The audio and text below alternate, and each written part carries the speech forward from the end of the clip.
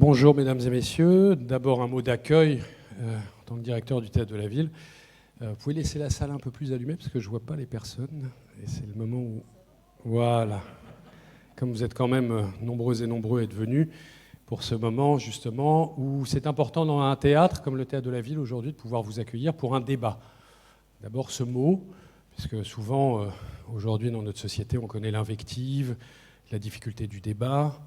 On connaît les points de vue, les opinions, mais la qualité du système argumentaire pour pouvoir justement débattre et pas seulement dialoguer, pas seulement échanger, ce sont des mots différents dans la langue française et quand on travaille dans un théâtre, ce sont des choses importantes. Je vous rappelle que le mot théâtre, dans la langue grecque, initialement veut dire l'endroit d'où l'on regarde. Cet endroit d'où l'on regarde, c'est aussi l'endroit d'où l'on écoute, c'est-à-dire l'endroit où vous êtes à l'instant assise et assis. Et vous dire combien c'est important pour nous au Théâtre de la Ville, justement, que ce lien entre, je dirais d'abord la santé et la culture, puisque nous avons mis en place beaucoup d'actions avec les artistes en France, mais aussi à l'étranger, en Italie, sur le continent africain et ailleurs, au moment de la pandémie. Et que nous avons tenu vraiment à ce que le théâtre continue à penser, à échanger autour d'œuvres, évidemment, de fiction, ce qui est notre premier rôle, à partir des poètes, à partir des auteurs, des écrivains, pour essayer de raconter la réalité. Et cette relation entre fiction et réalité est évidemment notre lieu et l'endroit de notre travail. Je veux vous dire qu'aujourd'hui, pour nous, pour toutes les équipes ici au Théâtre de la Ville qui réfléchissent et échangent, on a pu au cours de ces différentes années justement développer ce lien entre les arts et les sciences pour justement essayer d'associer, alors il y en a plusieurs personnes d'ailleurs qui sont parmi vous, que je salue et que je remercie de tout ce travail depuis plusieurs années. Jean Audouze, astrophysicien, qui est associé au Théâtre de la Ville, donc c'est un théâtre, un des seuls qui a associé en France des scientifiques aussi, au-delà des artistes qui sont associés. Donc Jean Audouze qui est présent, Michaela Petrini, qui est aussi de Sorbonne Université, qui est présente dans la salle. Je pense au docteur aussi Karine Karachi, qui est neurochirurgienne et qui est aussi... fait partie de Sorbonne Université, et j'oublie quelqu'un, j'oublie Marie-Christine Morel. Marie-Christine Morel aussi, qui est biologiste et qui aussi travaille à nos côtés. Alors travail en deux mots, ça veut dire ces scientifiques ont pu travailler autour des œuvres de fiction, comme autour de Vercors, et échanger autour des animaux dénaturés, ce rapport autour de justement la connaissance des comportements humains ou des savoirs, et que pour ne pas être plus long, là aujourd'hui, lorsque nous sommes rencontrés, ça a été essentiel, justement, cette idée d'un débat dans un lieu qui est un théâtre, et ce partenariat possible, et ce lien avec vous, avec toi, autour de ces questions de société, des questions difficiles, contemporaines, comme le débat de ce soir, des questions essentielles, et de trouver cet espace, cet endroit pour le débat qui peut être aussi dans un théâtre, et comment cette question des savoirs et de nos pratiques peuvent justement échanger pour travailler sur les regards. Comment on peut travailler justement sur cette question du regard ou des regards et des points de vue et assister, je dirais, véritablement à la mise en scène, si vous voulez, d'un débat. Comment mettre en scène un débat sans que ce soit dans un objectif télévisuel, si vous voulez, mais qu'on prenne le temps. Donc ce débat durera à peu près 2 heures, que ce soit le temps d'un vrai débat qui puisse évidemment nous concerner. Dire aussi que des acteurs, des actrices de la troupe du Théâtre de la Ville ont été associés. Remercier aussi Julie Peignet pour son travail, qui est collaboratrice à mes côtés, artistique, ainsi qu'évidemment mon collaborateur Christophe Lemaire, qui est aussi dans la salle et qui a participé à tout ce travail. Et dire enfin que toutes les réunions que nous avons eues ensemble de travail autour de cette question sur laquelle le débat va avoir lieu ce soir ont été des questions passionnantes, fondamentales, je dirais aussi pour nous dans un théâtre, de pouvoir être en lien avec ce type justement de confrontation aussi de la pensée et des savoirs. Donc merci à vous.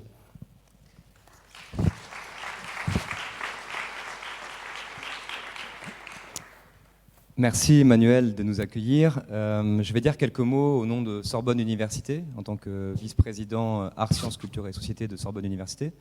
Emmanuel a pu dire le sens qu'il y avait pour un théâtre à accueillir un débat, et je veux dire le sens qu'il y a pour une université à aller dans un théâtre. Pourquoi théâtraliser un débat? Pourquoi aller dans un théâtre? Je partirai en fait d'un graffiti que j'ai vu il y a quelques semaines sur les murs de la Sorbonne. Il était écrit par des manifestants « Ici repose le cimetière du savoir ». Et il y avait un autre graffiti à côté « La Sorbonne emprisonne les idées ». C'est exactement le contraire de ce que l'on essaie de faire à Sorbonne Université, à travers cet événement aujourd'hui, et plus largement à travers nos activités de partage des savoirs. Et ce débat aujourd'hui, il a une première vocation, c'est à ouvrir la boîte noire des savoirs scientifiques, même les plus difficiles, même les plus ardus, parfois ésotériques. Et peut-être que dans le débat de ce soir, il y a des moments qui seront un petit peu durs. Voilà. Je préfère vous prévenir, c'est-à-dire selon votre bagage, si vous n'avez pas une formation scientifique, il y a des moments où les scientifiques vont être dans une technicité assez exigeante et on a essayé de les bousculer pour que ce soit accessible. Voilà. Et donc l'objectif de ce débat, c'est d'avoir des arguments, des résultats, des limites des savoirs scientifiques sur une question éminemment controversée, les origines de la Covid-19, controversée à la fois chez les citoyens, chez les politiques et aussi chez les scientifiques. Et donc, avec ce débat, on a voulu prendre au sérieux l'idée de controverse scientifique, c'est-à-dire un sujet où il y a des désaccords et il y a en même temps des consensus qui peuvent apparaître et qui peuvent évoluer. Et ça, c'est une caractéristique assez forte des débats sur les origines de la Covid-19, c'est que l'état des savoirs n'est pas stable. Donc évidemment, le débat de ce soir est à la fois un récit, ça va être un récit, une plongée un petit peu généalogique dans les origines de la Covid-19, depuis plus de 3 ans. Qu'est-ce qui s'est passé sur les origines? Comment a évolué l'enquête sur les origines? Et nous avons cherché à la fois à pouvoir faire ce récit et en même temps une photographie. C'est une photographie avec ce 30 mai 2023 et dans les mois qui viennent, dans les semaines qui viennent, dans les années qui viennent, il peut encore y avoir des découvertes qui font déplacer en fait ce débat. Alors pour animer ce débat, on a souhaité des acteurs non académiques et donc ce soir vous allez avoir 2 journalistes qui vont animer le débat et qui vont essayer aussi parfois un peu de bousculer nos scientifiques. Lisa Beaujour, qui est journaliste à France Info et qui travaille pour une émission qui s'appelle Le Vrai ou le Fake, et qui a aussi participé à un reportage qui a été diffusé par Envoyé spécial en mars 2021 sur les origines de la Covid-19. Donc Lisa Beaujour pour France Info, et également Caroline Coq-Chaudorge, qui est journaliste à Mediapart, spécialiste des questions de santé, et qui a également traité dans ses publications des origines de la Covid-19. Donc Lisa Beaujour et Caroline Coq-Chaudorge ont vraiment passé du temps pour s'approprier les données, le sujet, les articles scientifiques aussi qui ont pu être soumis en amont dans la préparation au débat. Et donc je les remercie chaleureusement pour leur participation ce soir. Et donc avec 2 scientifiques qui seront présentés plus largement et qui vont apparaître bientôt sur scène. D'un côté, Renaud Piarou, qui est médecin, qui est spécialiste des épidémies et qui est en particulier intéressé par l'investigation sur les origines des épidémies. Et ce sujet de l'investigation sur les origines, la quête des origines, est central dans son travail. Et il a pu également, vous avez peut-être entendu certains de ses podcasts, il a participé, il a même été au centre d'une série de podcasts sur France Culture qui s'appelle Mécanique des épidémies, que vous pouvez entendre et qui ont un assez grand succès. Et avec lui, donc sera présent sur scène Alexandre Assanin, qui est biologiste de l'évolution et spécialiste des mammifères, et qui est à la fois affilié au Muséum national d'histoire naturelle et à Sorbonne Université. Donc ces 4 protagonistes vont être au cœur du débat, mais il va y avoir quelques apparitions, notamment donc, comédiens, donc actrices et acteurs, comme tu l'as signalé. On a souhaité faire vivre le débat avec quelques citations, et vous pourrez voir apparaître comme ça des comédiens au cours du débat. Et le débat va s'ouvrir avec d'abord une séquence vidéo. Voilà. Une remarque avant de vous laisser maintenant entre les mains de Lisa Beaujour et Caroline Coq-Chaudorge pour l'animation. C'est un débat qu'on a voulu assez long, ça va durer 2 heures, dans lesquels il n'y aura pas de questions-réponses. Il y a d'autres formats qu'on organise avec des questions-réponses avec le public, des conférences-débats où il y a des séances de questions par le public. Ce soir, les questions seront posées, relancées par nos journalistes, et le débat sera vivant après, on va dire, la conférence débat-spectacle de ce soir, c'est-à-dire qu'après cette discussion, évidemment, vous pourrez discuter. Et l'idée, peut-être, c'est que vous passiez soit d'une méconnaissance du sujet, soit une opinion individuelle à quelque chose comme une forme d'intime conviction. C'est-à-dire, quelle sera votre intime conviction à la sortie du débat au regard des arguments posés sur la table par nos scientifiques. Merci encore une fois à Emmanuel. Merci également à Enola Tissandier qui a été recrutée pour ce projet par Sorbonne Université pour animer, disons, un peu le travail préalable, et à toutes les équipes du Théâtre de la Ville, et également au doyen Rioux présent ce soir qui a soutenu ce projet depuis le départ. Merci.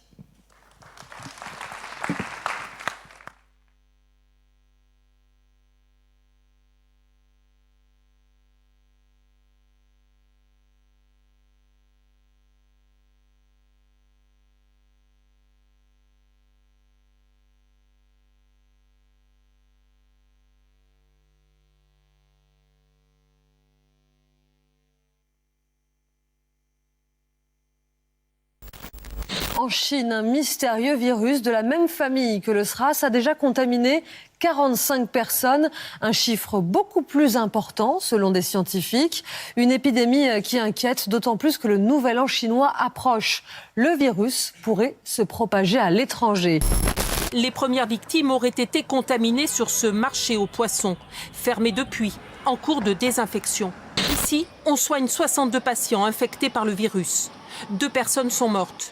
Les malades présentent des symptômes de pneumonie. Malgré des mesures drastiques, les autorités chinoises se veulent rassurantes.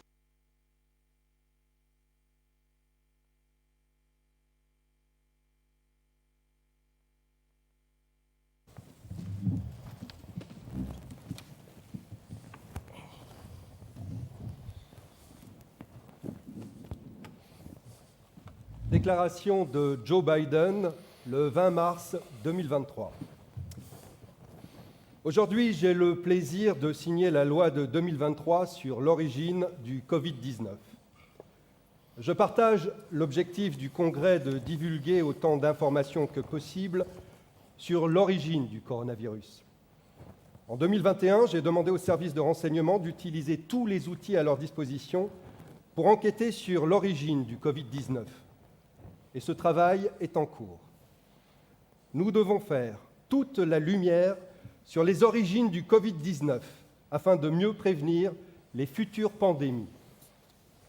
Mon administration continuera à examiner toutes les informations classifiées relatives aux origines du Covid-19, y compris celles potentiellement en lien avec l'Institut de virologie de Wuhan. Dans le cadre de la mise en œuvre de cette législation, mon administration déclassifiera et partagera autant d'informations que possible. Bonjour à tous. Pour commencer ce débat, on va vous représenter les intervenants. Alexandre Assanin, vous êtes chercheur à Sorbonne Université au Muséum d'histoire naturelle. Vous êtes un spécialiste des mammifères et vous vous êtes spécialisé récemment sur les coronavirus que vous collectez dans la nature en Asie. Tout à fait. Est-ce que vous pouvez nous en dire plus sur votre travail ? En fait, je ne suis pas... Alors, si on peut juste montrer la diapositive, Muriel. Je ne suis pas vraiment spécialiste à l'origine des coronavirus. Je m'y suis intéressé quand j'ai attrapé le coronavirus, quand je suis tombé malade en mars. Alors, j'ai été confiné avant le confinement officiel du 17 mars. Et j'ai profité de ces 2 mois de confinement pour analyser les séquences de coronavirus qui étaient disponibles dans les banques de données. Et ça m'a amené à rédiger des articles de vulgarisation, puis des articles scientifiques sur le sujet. Très bien, on va maintenant présenter Renaud Piarou. Alors Renaud, vous êtes professeur en parasitologie à Sorbonne Université, spécialiste des épidémies, en particulier de l'investigation sur leurs origines. Alors vous êtes connu pour vous être impliqué dans l'enquête internationale sur l'origine du choléra en Haïti dans les années 2010. Oui, en fait, le point de vue que je vais adopter, peut-être pour le positionner par rapport à celui d'Alexandre, sera un point de vue non pas strictement scientifique, mais aussi opérationnel de celui qui doit faire l'investigation, l'enquête initiale sur les épidémies pour définir les stratégies. Et il s'est trouvé que, faisant ça pour différentes organisations, je me suis trouvé confronté à une situation qui avait une forte implication géopolitique, à savoir l'épidémie de choléra en Haïti, qui malheureusement avait été amenée par les casques bleus. Et donc, comment gérer une investigation qui aboutit à un résultat gênant et comment se passent les choses dans ce cas-là? Ça m'a permis de voir peut-être un petit peu différemment cette épidémie de Covid. Pas tellement quand elle a commencé, mais au bout d'un certain temps, parce que quand elle a commencé, j'étais pris par d'autres activités, en particulier auprès de l'assistance publique Hôpitaux de Paris. Très bien. Nous avons donc à nos côtés, pour nous accompagner, Marie-France Alvarez et Stéphane Kreinbuhl, actrices et acteurs de la troupe du Théâtre de la Ville. Et voici Lisa Beaujour, journaliste spécialisée dans le fact-checking à France Info. Et Caroline Coq-Chaudorge, tu es donc journaliste spécialisée des questions de santé à Mediapart. Donc, comme promis, nous allons revenir sur l'origine de l'épidémie de Covid-19. Alors, il y a un peu plus de 3 ans, vous vous en souvenez tous, nous apprenions à la télévision l'apparition d'un nouveau virus à l'origine de pneumonie en Chine, à Wuhan plus précisément. Ce virus, dont la dangerosité a d'abord été sous-estimée, a fait à ce jour plus de 6 millions de morts officiellement et sans doute beaucoup plus. 3 ans après son apparition, les scientifiques n'ont toujours pas élucidé l'origine de ce virus. A-t-il été transmis à l'homme par un animal ou a-t-il été créé en laboratoire dans une expérience qui a mal tourné? Ces 2 thèses sont encore vivement débattues. Au cours de ce débat, nous allons revenir sur les principaux arguments en faveur de ces 2 thèses et sans avoir la prétention de les trancher. L'idée est ici de faire un état des lieux des connaissances scientifiques et de les mettre en scène avec Renaud Piarou et Alexandre Assanin dans le cadre d'une discussion scientifique. Mais ce qu'on vous propose, avant de se lancer dans le débat pur sur l'origine du Covid-19, c'est de revenir sur quelques fondamentaux de biologie que vous avez peut-être oubliés depuis la fin du lycée. D'abord, on va s'intéresser au virus. Renaud Piarou, est-ce que vous pouvez nous expliquer ce qu'est un coronavirus? Je vais essayer de le faire. Il y a une diapo d'Alexandre, donc en fait, on voit ça ensemble. Un coronavirus, c'est d'abord un virus. Un virus, c'est, on peut penser, enfin, c'est à la limite du vivant, c'est un organisme qui n'est capable de se multiplier qu'en infectant des cellules hôtes, en particulier pour notre Covid-19, notre coronavirus, SARS-CoV-2, des cellules humaines. Il a ici une composition. En fait, c'est un morceau, on appelle ça l'ARN, c'est finalement de bande, comme une bande génétique qui donne l'information génétique entourée d'un certain nombre de protéines. Et tout le système du coronavirus va rentrer dans les cellules pour pouvoir utiliser la machinerie cellulaire pour se répliquer. Et je vais passer la parole à Alexandre pour qu'il développe sur la manière de rentrer, la protéine spike et tout ça. Je vais juste compléter en disant que les coronavirus, ce sont des virus qui ont une forme de couronne en microscopie électronique. Et cette couronne, en fait, qu'on voit en microscopie électronique, elle est liée à des protéines dont on va beaucoup parler, les protéines S, qu'on appelle aussi les protéines des spicules, et qu'on appelle en anglais les protéines spike.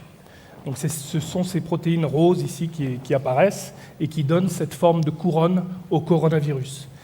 Et les virus dont on va parler, le SARS-CoV-2, il appartient au sarbecovirus au sein des coronavirus. En fait, ce sont les virus qui sont responsables de l'épidémie de SRAS en 2002-2004 et qu'on ne connaissait pas avant le SRAS et qu'on a appris à connaître, et on s'est aperçu très vite que ces virus sont très présents chez les chauves-souris. Depuis, on a décrit des centaines de virus chez les chauves-souris, de sarbecovirus, et donc ce SARS-CoV-2, il appartient bien au sarbecovirus. Alors, juste une précision, ces sarbecovirus, lorsqu'ils contaminent une cellule, qu'elle soit humaine ou animale, donc ça peut être l'homme, chauve-souris, les civettes, le chien vivérin, des animaux dont on va parler, ce virus, il est reconnu par des protéines de la membrane cellulaire humaine ou de mammifères, et par une protéine particulière qu'on appelle ACE2, c'est ce que je vous ai indiqué ici à l'écran. Retenez pas forcément le nom, mais retenez que c'est une protéine humaine ou animale qui reconnaît le virus. Et cette reconnaissance spécifique permet au virus de rentrer dans la cellule. Une fois qu'il rentre dans la cellule, il va se multiplier. Pour se multiplier, il va répliquer son génome, c'est-à-dire synthétiser son génome ARN dont on a parlé à l'instant. Et il va aussi synthétiser les protéines qui sont nécessaires, parce qu'un virus, c'est un génome qui est protégé par une protéine, elle-même protégée par une enveloppe, et avec la protéine spike dont on a parlé, et d'autres protéines qu'on ne va pas détailler. Mais tout ça, il faut le synthétiser, et le virus synthétise ces protéines grâce à la machinerie cellulaire de l'hôte qui l'héberge, c'est-à-dire les cellules humaines ou les cellules animales. Et une fois que tout ça est synthétisé, le génome et les protéines, et bien les virus vont bourgeonner à travers la membrane cellulaire, et vont d'ailleurs emporter avec eux une partie de cette membrane. L'enveloppe des virus, c'est une partie des membranes des cellules des hôtes qui ont été infectés, que ce soit les humains ou les animaux. Alors ça, c'est pour le fonctionnement de ces virus, mais quels sont les animaux qui sont porteurs de ces coronavirus ? Alors, les animaux qu'on a dit, à part, donc, l'homme est un animal, pour moi, du point de vue phylogénétique, mais les animaux chez lesquels on a identifié ce virus, c'est à commencer par la civette, lors de l'épidémie de SRAS en 2002-2004. Je ne parle pas du SARS-CoV-2, je parle des sarbecovirus d'une façon générale. Suite à ça, on a trouvé énormément de virus chez des chauves-souris, mais chez des chauves-souris particulières, les rhinolophes, qui sont à l'écran. Donc ces rhinolophes, en fait, ils ont des feuilles nasales autour des narines, d'où le nom de rhinolophe. Et c'est principalement chez ces espèces de rhinolophes qu'on trouve des sarbecovirus. C'est ce qu'on appelle l'hôte réservoir, c'est-à-dire que les sarbecovirus évoluent dans les populations de rhinolophes. Les virus sont échangés entre les espèces de rhinolophes, et ça, on le sait depuis pas mal de temps maintenant. Donc il n'y a pas de doute que l'origine primaire de ces virus, ce sont les chauves-souris rhinolophes.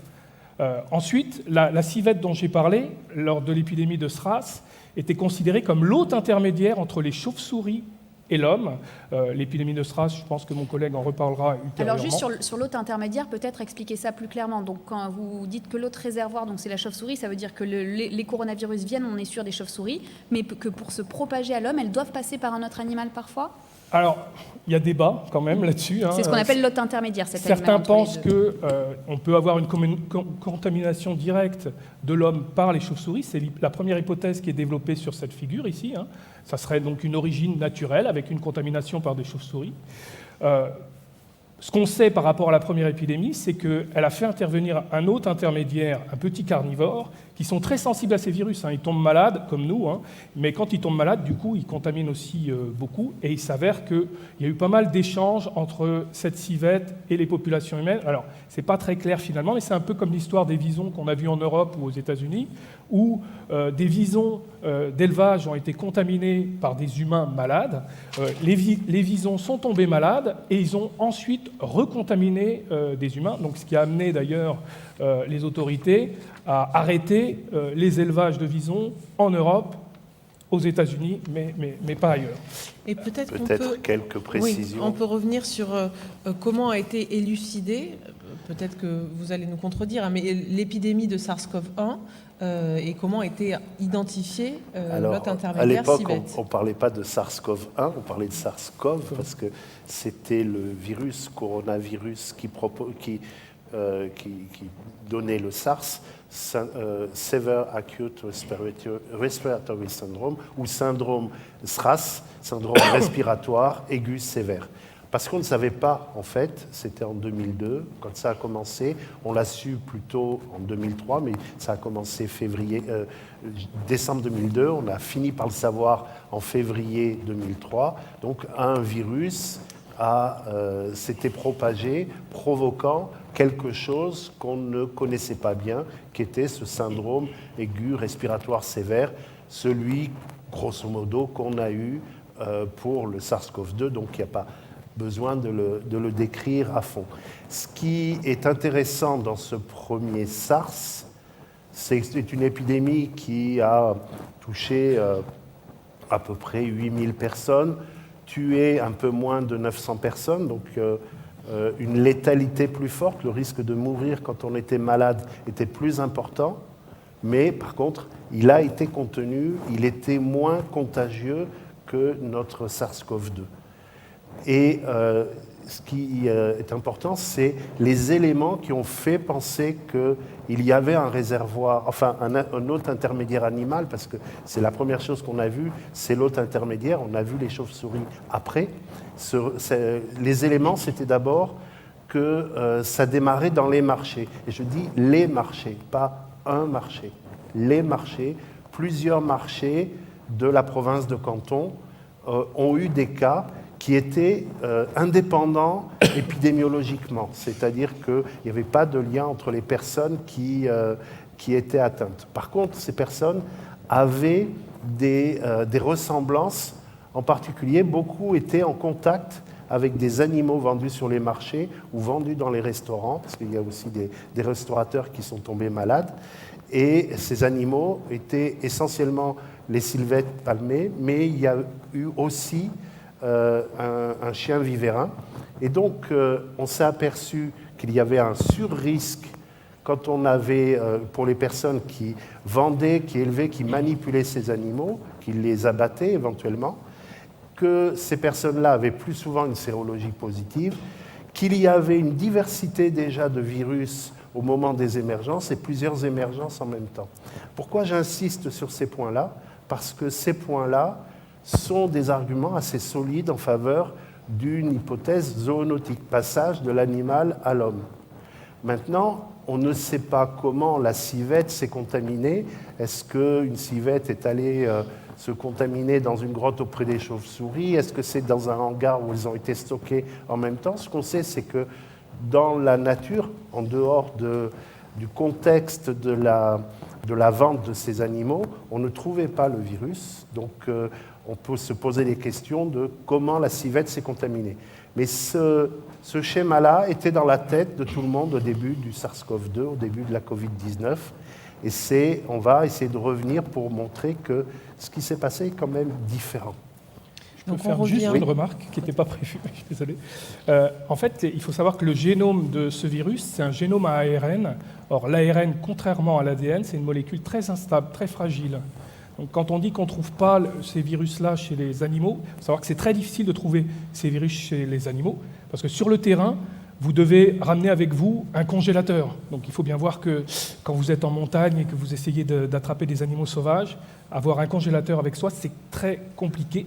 Donc c'est pas si simple de trouver des virus chez des animaux sauvages, à tel point que on n'en trouve pas si facilement. On en trouve chez les chauves-souris parce qu'en fait, elles sont, en l'occurrence, les réservoirs sont cavernicoles, donc dans des grottes, c'est assez facile de s'y rendre, assez facile à piéger. Mais chez les autres animaux, les autres intermédiaires notamment, c'est très compliqué, je pense, à trouver.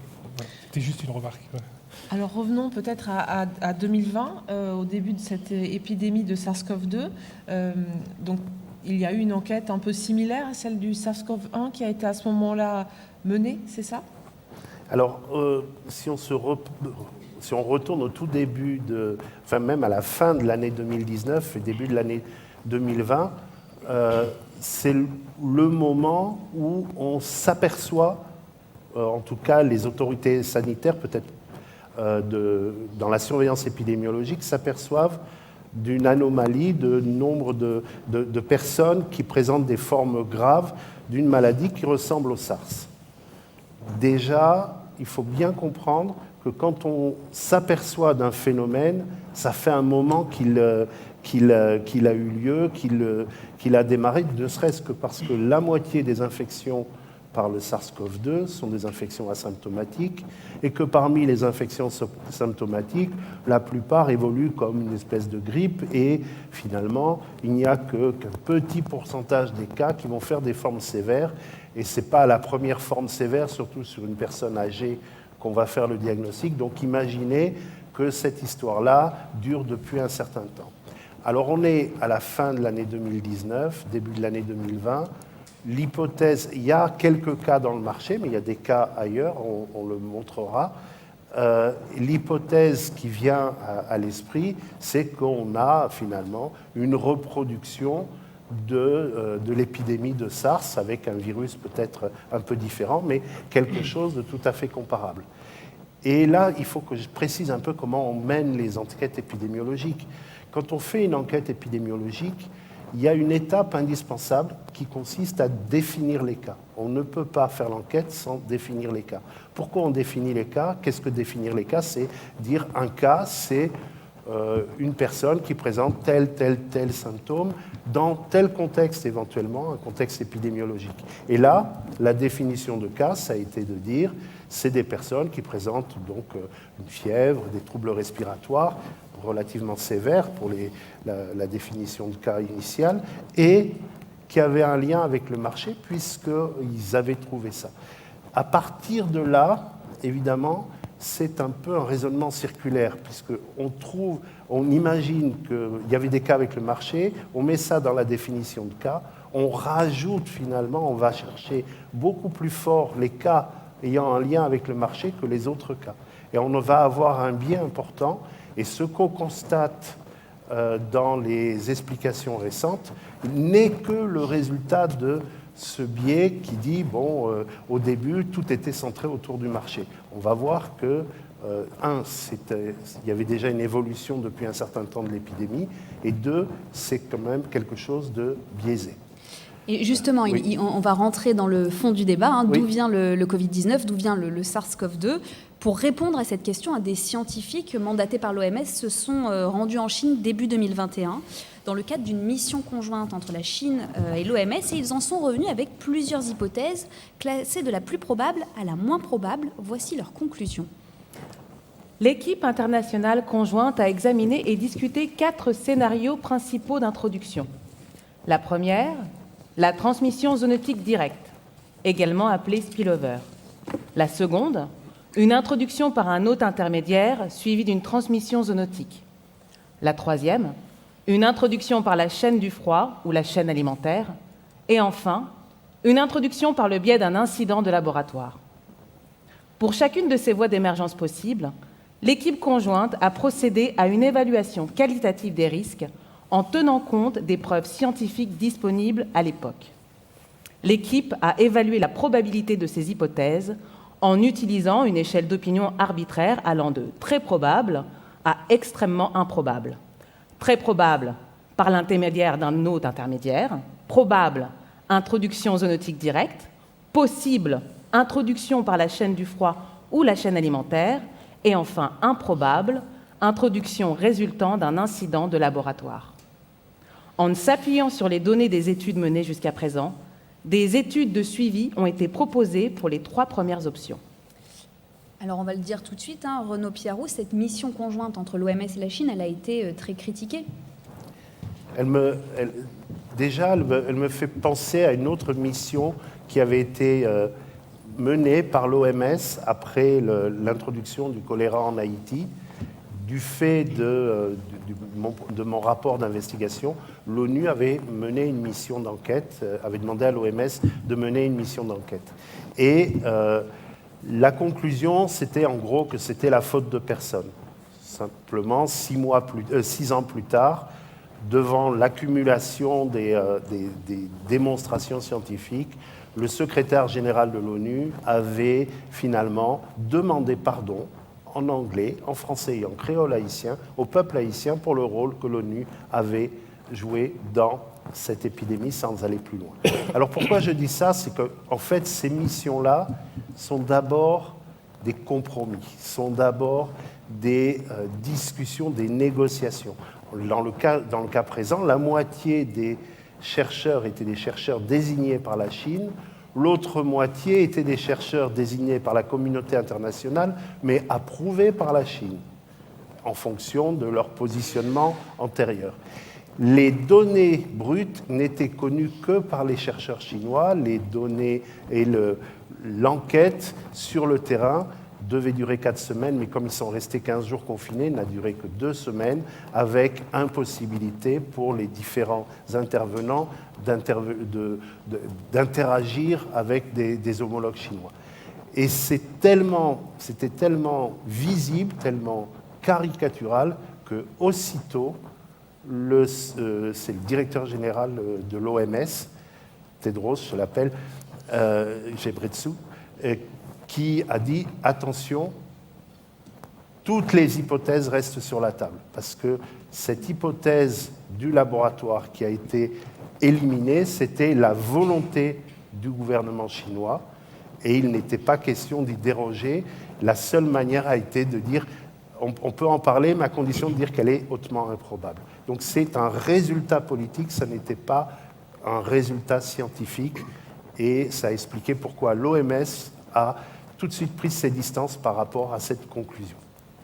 Ces 4 hypothèses, vous voulez ajouter quelque chose, Non, Alexandre? non. Ces 4 hypothèses évoquées par l'OMS, nous avons décidé de les aborder en 2 temps. D'abord l'hypothèse de la zoonose, c'est-à-dire la transmission de l'animal à l'homme, avec ou sans hôte intermédiaire, et ensuite l'accident de laboratoire. On va d'abord donc s'intéresser à la zoonose. Il faut savoir que dès le 3 février 2020, des chercheurs chinois publient une première étude qui relie le SARS-CoV-2 à des coronavirus de chauve-souris collectés dans le sud-est de la Chine.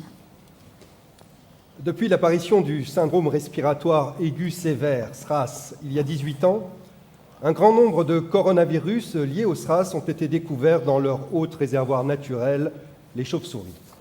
Des études antérieures ont montré que certains SRAS-CoV de chauves-souris pouvaient infecter l'homme.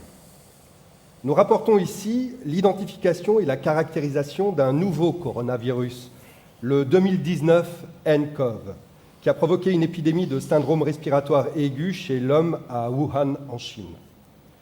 Des séquences génomiques complètes ont été obtenues chez 5 patients à un stade précoce de l'épidémie. Les séquences sont presque identiques et partagent 79,6% d'identité de séquence avec le SARS-CoV. En outre, nous montrons que le 2019 nCoV est identique à 96% au niveau du génome entier à un coronavirus de chauve-souris, RATG13. Nous avons notamment confirmé que le 2019 nCoV utilise le même récepteur d'entrée cellulaire. Alors Alexandre Assanin, est-ce que ce virus dont on parle, dont le nom scientifique est le RATG13, c'est de là que provient le SARS-CoV-2 qui donne le Covid-19 ? Alors, non. En fait, RATG13, ça veut dire déjà que c'est un virus qui vient d'une espèce qu'on appelle Rhinolophus affinis. On a compris que c'est le réservoir de ces virus. C'est d'ailleurs une espèce qui est présente en Chine et aussi en Asie du Sud-Est. TG, c'est pour indiquer la localité, donc la ville de Tongguan, dans la province du Yunnan, on est au sud de la Chine. Et puis 2013, c'est pour indiquer que la date de collecte de l'échantillon. Donc ça veut dire que ce virus qui a été trouvé très proche du SARS-CoV-2 a été trouvé au Yunnan, séquencé rapidement d'ailleurs, mais collecté surtout en 2013. Donc ça a fait pas mal de polémiques, ce virus. Déjà, ce que j'ai oublié de dire, c'est que le SARS-CoV-2, il appartient à une lignée virale qui était totalement inconnue avant l'épidémie. C'est-à-dire, sur cet arbre ici, même si vous n'êtes pas spécialiste, vous avez pas mal de virus qui représentent le groupe SARS-CoV. C'est-à-dire des virus, il y a le SARS-CoV, alors j'essaye de le trouver, il est ici, et puis le reste, ce sont des virus de chauve-souris. Bon, il y en a beaucoup plus en fait qui ont été publiés, mais ils ont choisi une sélection. Et ici, vous avez les virus qui correspondent au SARS-CoV-2, et puis le célèbre RATG13, on voit bien qu'il est groupe frère du SARS-CoV-2. Il est proche, 96% d'identité, mais comme vous l'avez vu tout à l'heure, le génome fait 30 000 nucléotides. Donc en fait, ça fait quand même 1200 nucléotides différents entre le SARS-CoV-2 et le RATG13. Il est proche, mais en même temps, il est quand même assez divergent. Donc en aucun cas, c'est l'ancêtre du SARS-CoV-2. Par contre, ce qui est étonnant, déjà, et ce qui a fait polémique, c'est la rapidité avec laquelle les chercheurs ont publié ces données.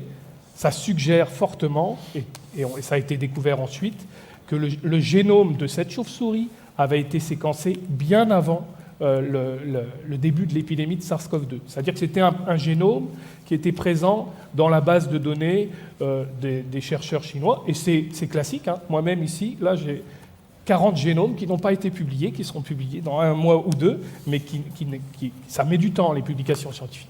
Et puis surtout, on essaye de publier quand on voit un intérêt. Là, ils ont vu que c'était proche. C'était des coronavirus qui avaient été collectés en 2013, dans des grottes du Yunnan. Alors, Et conservé Sans être publié, sans être rendu public avant? Non. Alors, ils avaient une base de données qui leur est propre, comme tout laboratoire, mais ils ne sont pas censés les mettre à disposition du public, loin de là.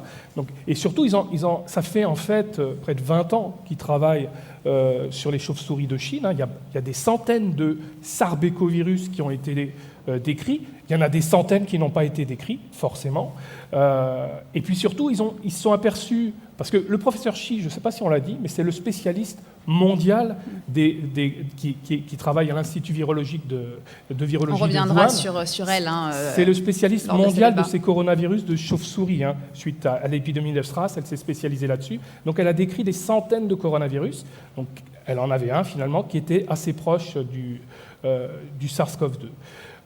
Ça nous a quand même intrigué, notamment l'origine géographique de ce virus, le Yunnan, et assez rapidement, plusieurs chercheurs, dont moi-même, on a fait l'hypothèse que ces virus, chez les chauves-souris, ne pouvaient pas venir de la province de Hubei, c'est-à-dire proche de la ville de Wuhan, mais venaient en fait soit du Yunnan, soit de l'Asie du Sud-Est. Et ça a été confirmé. Alors, je peux montrer la diapo peut-être maintenant.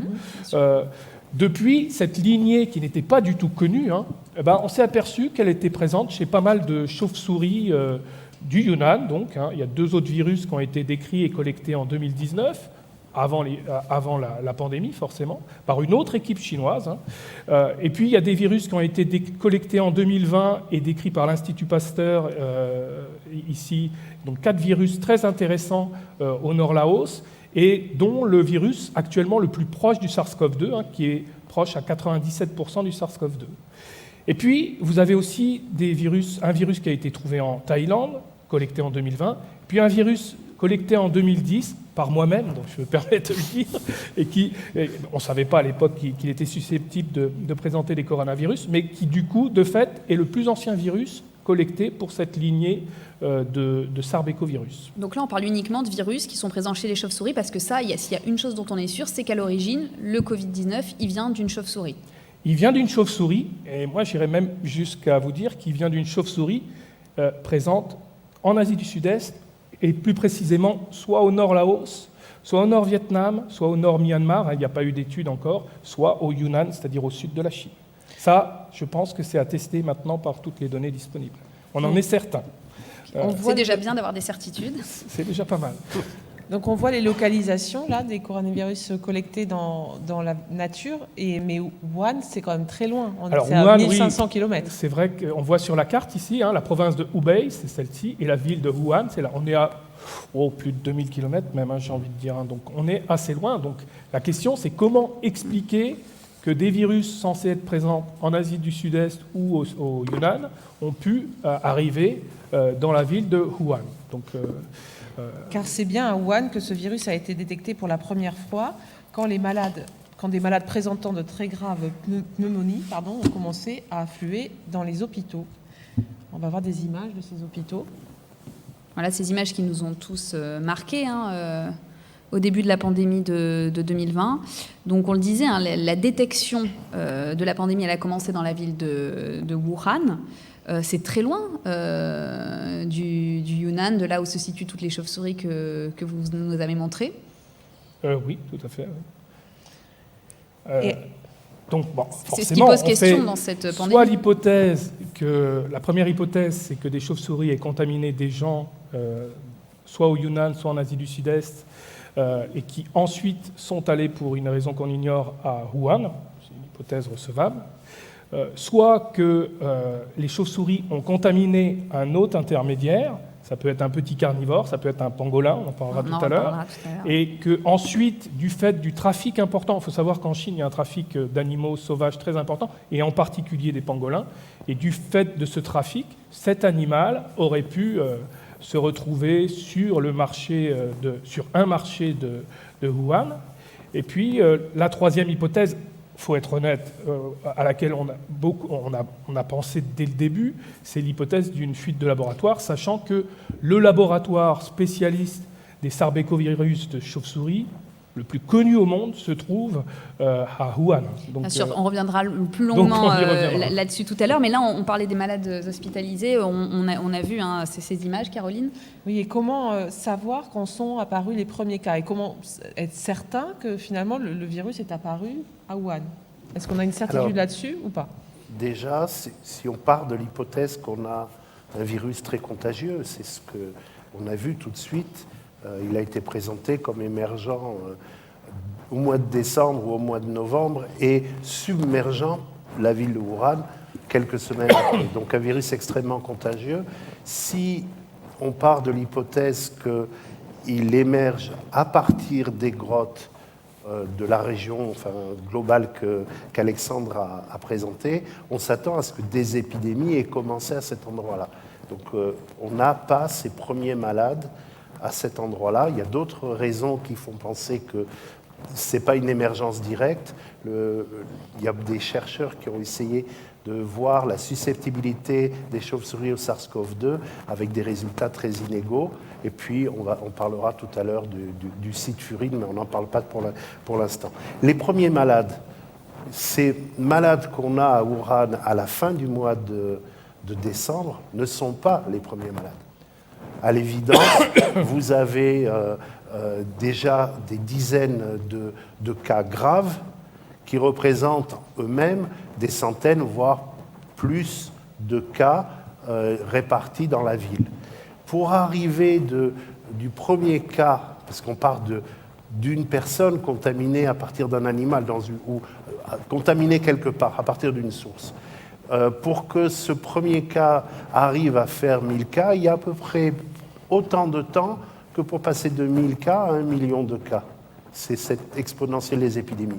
C'est même en réalité beaucoup plus long parce que le virus a besoin de s'adapter à un nouvel environnement.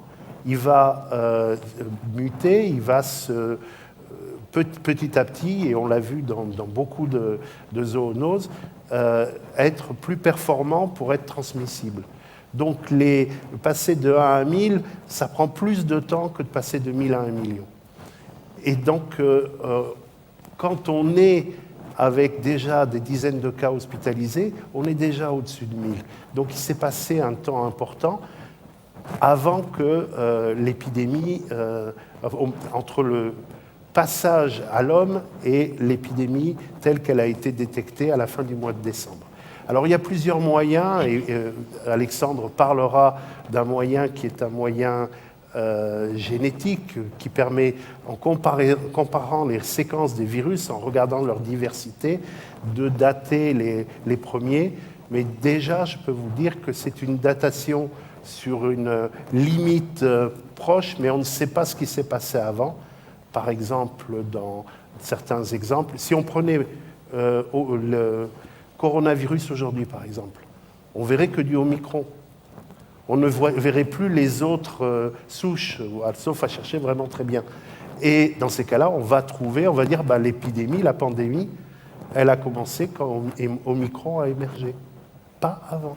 Alors qu'en fait, il s'est passé plein de choses avant l'émergence d'Omicron. Je vais repasser la parole à Alexandre sur cette phylogénétique qui est quand même un point important. Alors, qu'est-ce que ça a donné comme résultat? Je fais un peu le boulot de journaliste. Voilà. Moi, je voulais surtout parler du coup d'un autre animal, le pangolin.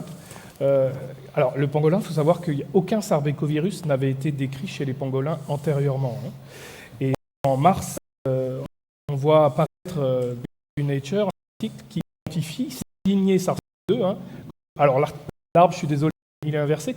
Vous avez la lignée SARS-CoV, avec donc des virus de chauve-souris et le SARS-CoV. Et là, vous avez en la lignée SARS-CoV-2, donc avec le SARS-CoV-2, avec le RG13 qu'on a vu tout à l'heure, et puis ces deux virus, plusieurs virus, mais ils sont très proches les uns des autres.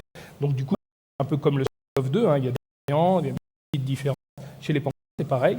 Donc on a trouvé deux virus différents, l'un qui est proche à 90% du SARS-CoV-2 et l'autre qui est proche à 85% du SARS-CoV-2.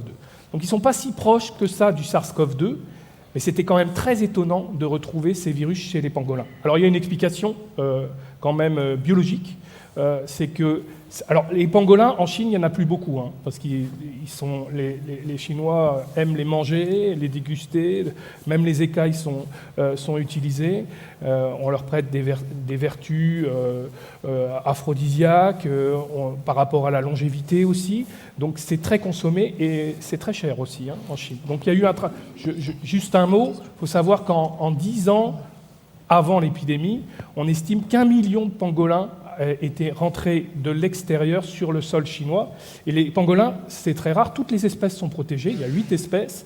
On en trouve en Asie, en Afrique. Et le trafic en question concerne aussi les pays africains. Donc c'est un vrai problème.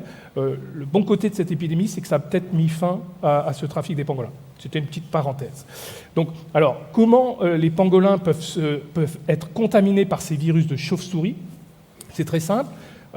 Ils hébergent des arbres creux, on les trouve dans des arbres creux, ils aiment bien dormir dans des arbres creux, où on trouve aussi des chauves-souris. Donc les contacts, les terriers aussi, on pense qu'ils peuvent de temps en temps vivre dans des terriers, et là aussi être en contact avec des chauves-souris. Donc on explique très facilement comment des pangolins ont pu être contaminés par des chauves-souris. Ça peut arriver assez souvent. En revanche, en analysant finalement les différents pangolins qui étaient infectés, on s'est aperçu que ces pangolins, je ne détaille pas, mais provenaient de régions différentes. C'est des pangolins issus du trafic, hein, je ne sais pas si je l'ai dit, mais ce n'est pas des pangolins qui viennent de Chine.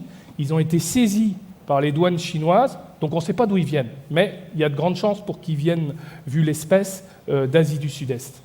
Et donc, en regardant les séquences, on s'aperçoit que ces différents pangolins qui sont contaminés par le même virus viennent de régions différentes. Ça veut dire qu'en fait, l'un des pangolins a été contaminé naturellement, et ensuite, il a contaminé ses congénères en cage parce qu'il reste en captivité assez longtemps. Et ensuite, ces pangolins étant amenés sur le sol chinois, donc ils peuvent contaminer potentiellement aussi d'autres animaux, ça n'a pas été montré, et on imagine que potentiellement, ils pourraient servir d'autres intermédiaires entre les chauves-souris et l'homme. En tout cas, c'est une hypothèse qui a été avancée et qui est encore avancée à l'heure actuelle. Ça reste possible. Pourquoi? Parce que, évidemment, ces séquences, elles sont un peu divergentes. Donc, c'est sûr, ce n'est pas ces deux virus qui sont responsables de la pandémie. Ça, c'est certain. En revanche, ça veut dire que vous souscrivez à la thèse d'une introduction du virus par le biais du marché, par le biais d'animaux vendus au marché de Wuhan? Non, pas par rapport au SARS-CoV-2. En revanche, ce qui est assez étonnant, c'est que ces pangolins qui sont en captivité ont introduit des virus potentiellement dangereux sur le sol chinois, qui ne sont pas forcément directement apparentés au SARS-CoV-2. Voilà. En revanche, ils ont une caractéristique, l'un des virus a une caractéristique tout à fait étonnante. Alors je suis désolé si j'en perds certains, mais je vais reparler de la protéine spike, mais je pense que c'est quand même important. Vous avez retenu que les virus, en fait, ils sont reconnus par les cellules de l'hôte, là je vous ai mis une cellule humaine, par des interactions entre protéines. Protéines du virus, la protéine spike, et protéines humaines, le récepteur ACE2. Et il y a un petit domaine de liaison qui fait à peine 223 acides aminés, hein, ça représente que 17,5% de la protéine spike, mais ce domaine, il est très important parce qu'il y a des interactions entre les deux. C'est la clé qui ouvre la porte des cellules de l'hôte. Et alors, désolé, là je montre un alignement de séquences, mais ça ne va pas être trop compliqué. Retenez simplement que ce domaine de liaison, je vous l'ai illustré par une barre grise ici. Tout ça, ça correspond aux séquences du domaine de liaison. Or, en fait, les pangolins présentent une séquence du domaine de liaison quasiment identique au SARS-CoV-2. Alors ça, c'est très étonnant, c'est-à-dire qu'en gros, leur virus présente la même clé que le SARS-CoV-2. Et ça, c'est très intriguant. Et depuis, on a retrouvé cette clé, c'est des chauves-souris, notamment du Laos, hein, tout ce que je vous ai mis ici dans l'alignement, Banal 52, Banal 103, ce sont des virus de Laos qui présentent la même clé. En revanche, RATG13 dont on a parlé, là vous avez en jaune, c'est la partie la plus importante. On voit qu'RATG13, lui, présente une séquence qui est beaucoup plus divergente que les virus qu'il y a au-dessus. Vous voyez que les séquences sont quasiment identiques, hein, entre SARS-CoV-2, les deux virus de chauve-souris et le pangolin de Guangdong, qui a été saisi dans la province de Guangdong. Je ne l'ai pas dit, mais ces pangolins, ils ont été saisis dans deux provinces du sud de la Chine, Guangdong et Guangxi. Mais on ne sait pas d'où ils viennent. Mais il y a la même clé chez les pangolins, chez des chauves-souris et chez l'homme. Et ça, c'est extrêmement intriguant. Et ça fait quand même que si on a la même clé entre ces 3 espèces, potentiellement, des pangolins ont pu être utilisés comme hôtes intermédiaires. En tout cas, ça, c'était une hypothèse recevable, sauf que je me permets de vous perdre un tout petit peu plus. On va intervenir bientôt. Mais ça va durer 2 minutes. 2 minutes. Bientôt fini. Même Il pas faut une. savoir, comme on l'a dit tout à l'heure, quand un virus rentre dans une cellule de l'hôte, ce virus doit répliquer son génome. Donc il va utiliser les nucléotides qui sont présents dans la cellule. Donc les bases A, C, G, U pour le virus ARN. Or, en fait, avec les cycles de réplication, sa composition en base peut être changée du fait de sa présence dans un hôte plutôt qu'un autre. Donc j'ai analysé la composition en base de ces génomes, et c'est assez simple. Ici, vous avez le SARS-CoV-2 qui est le numéro 1. Tout ce qu'il y a autour, c'est les virus proches qu'on a trouvés chez les chauves-souris, que je vous ai montrés au Laos, au Yunnan, en Thaïlande, au Cambodge. Donc tous ces virus, qui ne sont pas très nombreux finalement, ils sont très proches du SARS-CoV-2. Qu'est-ce que ça veut dire, ça? Le SARS-CoV-2, du point de vue de la composition en base, c'est un virus de chauve-souris. En revanche, les 2 pangolins qui sont assez divergents du SARS-CoV-2, mais qui sont aussi divergents entre eux, ils présentent quasiment la même composition en base, tout simplement parce que les virus se sont multipliés dans des pangolins qui présentent des poules nucléotidiques, des mélanges nucléotidiques différents des chauves-souris. Donc ça veut dire que les pangolins n'ont pas pu servir d'hôte intermédiaire entre les chauves-souris et l'homme dans le cas du SARS-CoV-2, tout simplement parce que le SARS-CoV-2 ne présente pas une composition en base typique d'un pangolin. C'est un virus de chauve-souris. Et ça, personnellement, j'en suis certain. Ok, on va revenir au marché de Wuhan. Eh bien, Est-ce que donc ça a été le cœur de l'investigation au départ? Les Chinois ont beaucoup cherché dans ce marché, ont fait énormément de prélèvements sur des animaux pour essayer de trouver des animaux porteurs du SARS-CoV-2 et l'éventuel hôte intermédiaire. Est-ce que c'était une fausse piste? Est-ce que donc vous avez l'air de dire que le cas zéro est bien antérieur en fait à décembre. alors, première chose, effectivement, le fait qu'il y ait des cas fin décembre au marché ne signifie pas que ça a débuté au marché. On pense que, je vous ai expliqué, il faut des semaines avant que ça démarre, et même ce serait 15 jours avant, ça ne démontre rien. On aura même une figure qui montrera que les tout premiers cas ne sont pas liés au marché. Mais puisqu'on parlait du pangolin, chose importante, on n'a jamais démontré la vente de pangolins vivants, en tout cas, au marché de Wuhan, et ni d'ailleurs la vente de chauves-souris. Ce n'est pas un endroit où les gens consomment les chauves-souris. C'est un peu comme si vous me disiez qu'au Hall, on vend des chauves-souris. Je serais un petit peu sceptique quand même. Donc, par contre, il y a d'autres animaux. Il y a d'autres animaux, et tout le monde a entendu parler du raccoon dog, le chien vivérin. Alors, effectivement, un certain nombre d'animaux sont vendus au marché de Wuhan. Et finalement, les études qui ont été faites, les prélèvements qui ont été faits sur les étals, sur les animaux, dans tout le marché, au mois de janvier, voire au mois de février, ont mis en évidence la présence d'un certain nombre d'animaux, en particulier le chien vivérin. Donc ce chien vivérin est devenu la vedette, alors qu'on savait de toute façon par d'autres études que des animaux étaient vendus. Et ce qu'on sait simplement, c'est qu'on vendait entre autres des chiens vivérin. Il y avait de l'ADN de chiens vivérin. On a trouvé aussi de l'ARN de SARS-CoV. Alors dans le même prélèvement, s'il y avait beaucoup d'ARN de chiens vivérin, il y en a un avec un petit peu, tout petit peu d'ADN de chien vivérin, tout petit peu d'ARN de SARS-CoV-2. Ça ne veut pas dire que le chien vivérin était malade, ça ne donne aucun renseignement, si ce n'est qu'il y avait présence de chien vivérin. Il faut savoir aussi qu'étant orienté vers la vente d'animaux, la plupart des prélèvements ont été faits autour des étals d'animaux. Et quand l'étude a été publiée très récemment, montre qu'en fait, si on prend en compte le nombre de prélèvements, le risque maximum était lié à la vente de légumes ou de fruits de mer, mais pas. Alors, il n'y a pas de coronavirus chez les fruits de mer, hein, c'est pas dans les poulpes et les trucs comme ça. Donc, en fait, on n'a pas d'argument solide. Alors, revenons maintenant à ce chien vivérin. Mais pourquoi les étals de légumes?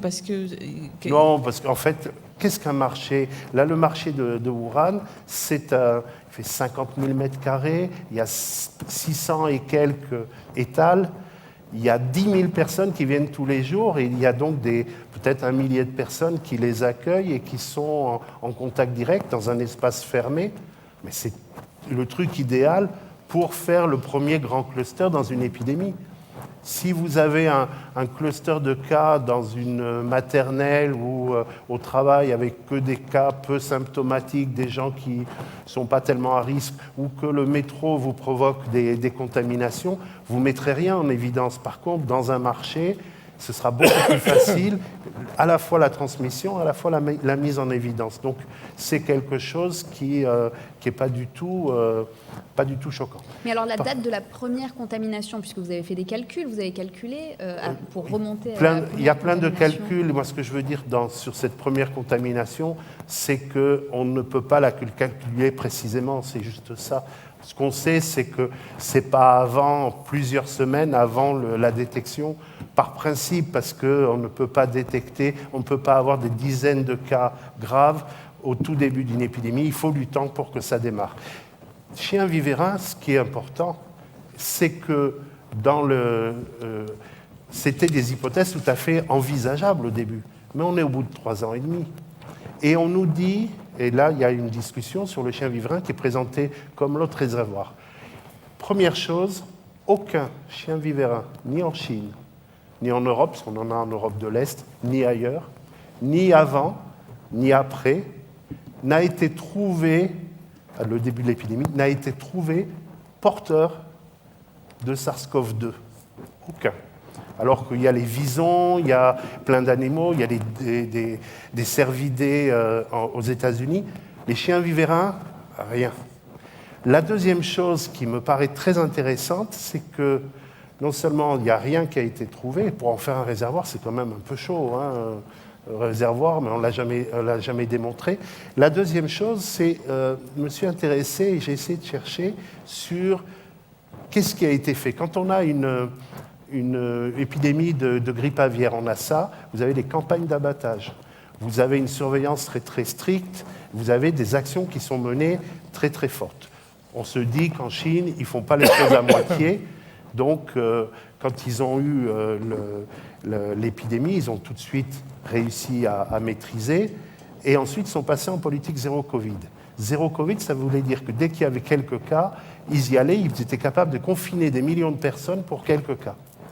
Ce qui a été intéressant, c'est qu'il y a eu des études menées plutôt sur le bien-être des animaux à fourrure, chiens vivérin, visons, renards, qui ont eu lieu. Et je suis tombé sur un rapport que j'ai fait passer. Et là, alors le rapport s'occupait de la manière de tuer les animaux, mais il y avait un passage qui était intéressant et qui va vous être lu. Et écoutez bien et imaginez ce que peut être la cohérence de la lutte contre la Covid par la Chine. Bien que l'enquête de la Human Society International ait eu lieu pendant la pandémie mondiale, aucune des fermes à fourrure de visons, renards ou chiens vivérin n'a suivi les mesures de biosécurité de base, les réglementations de contrôle des maladies étant systématiquement ignorées. Contrairement à la réglementation chinoise, aucune des fermes ne disposait de stations de désinfection au point d'entrée et de sortie, et les visiteurs étaient autorisés à aller et venir sans être invités à observer les précautions de sécurité liées au Covid-19. Le non-respect de ces mesures de sécurité est extrêmement préoccupant. Juste pour rebondir sur ce texte, tout à coup on s'aperçoit que la Chine qui fait cet effort pour rester en zéro Covid, finalement ne s'intéresse pas à ces chiens vivérin. Le vison, au contraire, ils ont gagné des parts de marché quand les Danois ont tué et éliminé leurs élevages. Et en fait, pour eux, ça n'était pas un problème. Et ça, c'est intéressant parce que si dans une maladie dont on pense que le réservoir est animal, on n'intervient pas, normalement, il ne faut pas s'attendre à ce que l'histoire se règle toute seule. Or, on n'a toujours pas vu le moindre chien vivérin touchés par cette maladie, ni les renards en Chine, ni même, ils n'ont pas eu de problème, eux, de vison. Il faut dire qu'ils étaient en zéro Covid chez l'homme. Ils intervenaient que chez l'homme et ils avaient ce résultat. C'est intéressant à méditer. Donc votre argument, c'est que les Chinois ne croyaient pas à une épidémie venant d'un autre intermédiaire, vu qu'ils n'ont pas pris des mesures de sécurité. Pour moi, j'éviterais en tout cas de prendre pour des imbéciles des gens qui tiennent un pays à 1,4 million d'habitants, qui arrivent à le maintenir. Je ne les prends pas pour des imbéciles s'ils n'ont pas tenu compte de ce risque potentiel, c'est que probablement ce n'était pas un risque potentiel pour eux. Sinon, pourquoi confiner des millions de personnes si c'est pour laisser évoluer le risque initial? Moi, j'avais juste une remarque à faire par rapport au chien vivérin. Savoir qu'il y a quand même un lien entre les sarbecovirus et le chien vivérin. On ne l'a pas cité tout à l'heure, mais en 2003, le virus SARS-CoV a été trouvé chez le chien vivérin. Du coup, dans la tête des virologues, tout de suite, quand on parle de chien vivérin, ils se disent « Ah oui, hôte intermédiaire potentiel ». Tout de suite, on a tendance à interpréter de cette façon-là. Or, en fait, sur le marché de Huanan, il y a du chien vivérin, il y a du SARS-CoV-2, mais ça ne veut rien dire. Ça veut simplement dire qu'il y avait ces animaux et du SARS-CoV-2. On est en janvier, beaucoup de gens ont été contaminés, donc beaucoup de gens sur le marché ont été contaminés, et ça, on le sait bien. J'avais juste une autre diapo à montrer par rapport au premier cas, et ça, c'est des publications chinoises, qui montrent que le premier cas, alors il y a des petites incohérences dans les publications, c'est pour ça que j'en ai montré deux, mais si vous voyez celle de gauche ici, le premier cas humain, donc lors de cette épidémie, a été daté au 1er décembre 2019 et n'était pas sur le marché de Huanan. Là, ici, sur cette autre publication, les dates ne correspondent pas tout à fait, mais on voit bien que les premiers cas n'étaient pas sur le marché, n'avaient pas de lien même avec le marché de Huanan. Or, en fait, d'après les datations moléculaires, l'épidémie, avec les séquences dont on dispose, aurait commencé à la mi-novembre. D'autres parlent de la mi-octobre, c'est variable. D'autres vont même jusqu'en août et en juin 2019. Donc on voit qu'il y a quand même un peu polémique, mais ce qui est sûr, c'est que ça a commencé bien avant le mois de décembre. Donc on voit bien que les premiers cas n'étant pas associés au marché, c'est difficile de faire un focus complet sur ce marché. J'avais aussi une remarque dont on n'a pas parlé, c'est que sur le marché de Huanan, on a trouvé 2 versions du virus SARS-CoV-2 qui diffèrent sur 2 mutations. Il y a 1 an, on a eu une publication dans Nature nous proposant l'hypothèse non parcimonieuse qu'il y avait eu 2 contaminations animales d'un homme par un animal sur le marché du Huanan. C'est un peu complexe entre nous comme hypothèse. On peut très bien envisager que l'épidémie a commencé avant et qu'il y avait 2 virus avec des petites variations, comme on en trouve dans les populations actuelles, donc sur le marché du Huanan. Justement, ça corrobore l'hypothèse que, pour moi, que l'épidémie a commencé bien avant décembre 2019, et non, plutôt qu'une hypothèse très farfelue avec 2 contaminations animales. En tout cas, après avoir évoqué tout ça, en ce qui concerne la zoonose, on comprend qu'on est dans une impasse. On n'arrive pas à avoir de certitude sur l'animal intermédiaire. On a évoqué le chien vivérin, on a évoqué le pangolin. On n'a pas de réponse définitive. Et ça, c'est aussi lié à l'attitude de la Chine qui communique pas suffisamment de données. Cette opacité, c'est un vrai problème, puisqu'elle a maintes fois été soulignée par des scientifiques comme vous, par les gouvernements, mais également par l'OMS, dont on parlait tout à l'heure. Voici ce qu'a dit il y a quelques mois Maria Van Kerkhove. Elle est responsable de la gestion du Covid à l'OMS. Je tiens également à préciser que nous continuons à demander davantage de coopération et de collaboration avec nos collègues chinois, afin de faire avancer les études qui doivent être menées en Chine. Ces études ont été recommandées dans le rapport de l'OMS de mars 2021, dans le rapport SAGO de juin 2022, des études sur l'interface animale, sur les marchés, dans les fermes. Ces études doivent être menées en Chine et nous avons besoin de la coopération de nos collègues chinois pour faire avancer nos connaissances à ce sujet. Nous suivrons l'évolution de la science. Nous continuerons à demander au pays de dépolitiser ce travail. Mais nous avons avant tout besoin de la coopération de nos collègues chinois pour progresser dans ce domaine. Donc une plus grande transparence de la Chine, c'est bien ce que réclament l'OMS, les États, les scientifiques, et notamment sur les expériences menées dans les laboratoires de virologie, car à Wuhan, qui est une mégalopole de 11 millions d'habitants, il y a peu de grottes, peu de chauves-souris, mais en revanche, il y a beaucoup de laboratoires de tout niveau de sécurité, P1, P2, P3, P4. Peut-être que vous pouvez nous en parler. Alexandre, vous les connaissez, ces laboratoires ? Je voulais aussi parler juste un petit mot, juste pour que tout le monde le sache. C'est que, pour finir avec le chien vivérin, pangolin, etc., il y a quand même eu des études de collègues chinois vous voyez, avec beaucoup de prélèvements, près de 2000 prélèvements réalisés sur toute la Chine, sur beaucoup d'espèces différentes, des rongeurs, pangolins, des civettes, du chien vivérin, d'autres carnivores, etc. Ils ont trouvé pas mal de virus chez ces animaux, 65 virus nouveaux, c'est pas rien, mais aucun sarbecovirus. Donc, bon, du coup, il n'y a pas beaucoup d'éléments pour soutenir la thèse de l'autre intermédiaire, pour l'instant en tout cas. Avant d'arriver au laboratoire, il y a aussi un point qu'on n'a pas abordé. Quand on a une épidémie dont on pense que l'origine vient au niveau des chauves-souris et qu'on sait qu'on a ces colonies de chauves-souris dans le sud de la Chine.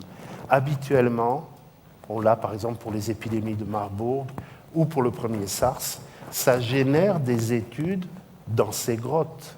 On va chercher, en s'équipant, en faisant attention, mais on va chercher. Donc pour l'épidémie de Marburg, il y a des gens qui ont été dans des grottes pleines de cobras, des chauves-souris partout. C'était en plein Ouganda. Ils ont fait cette recherche pour aller chercher le virus, pour voir ce qui se passe.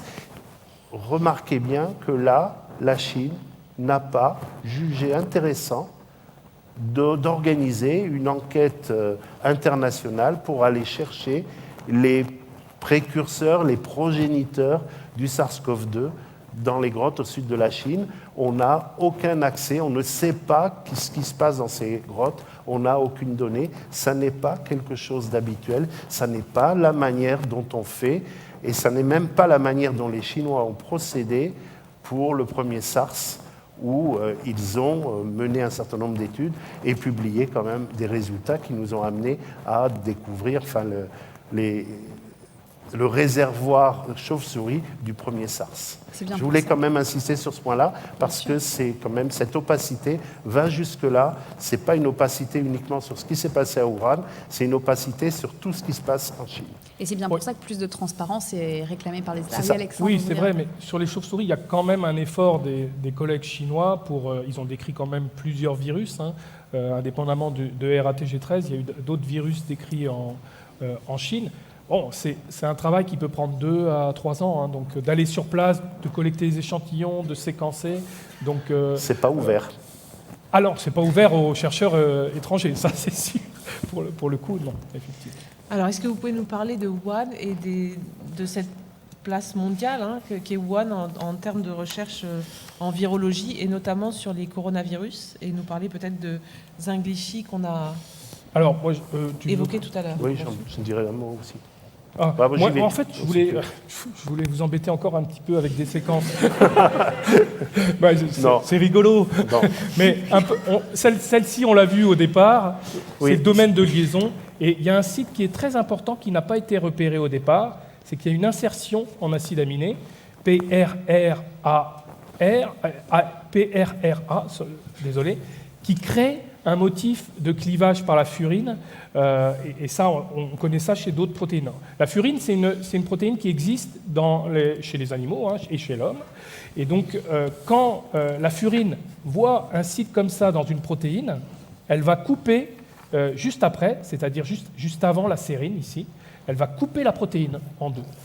Or, ce simple site, qui n'est présent que chez le SARS-CoV-2, je vous ai aligné ici toutes les séquences les plus proches actuellement du SARS-CoV-2, on voit qu'il n'y a pas ces acides aminés.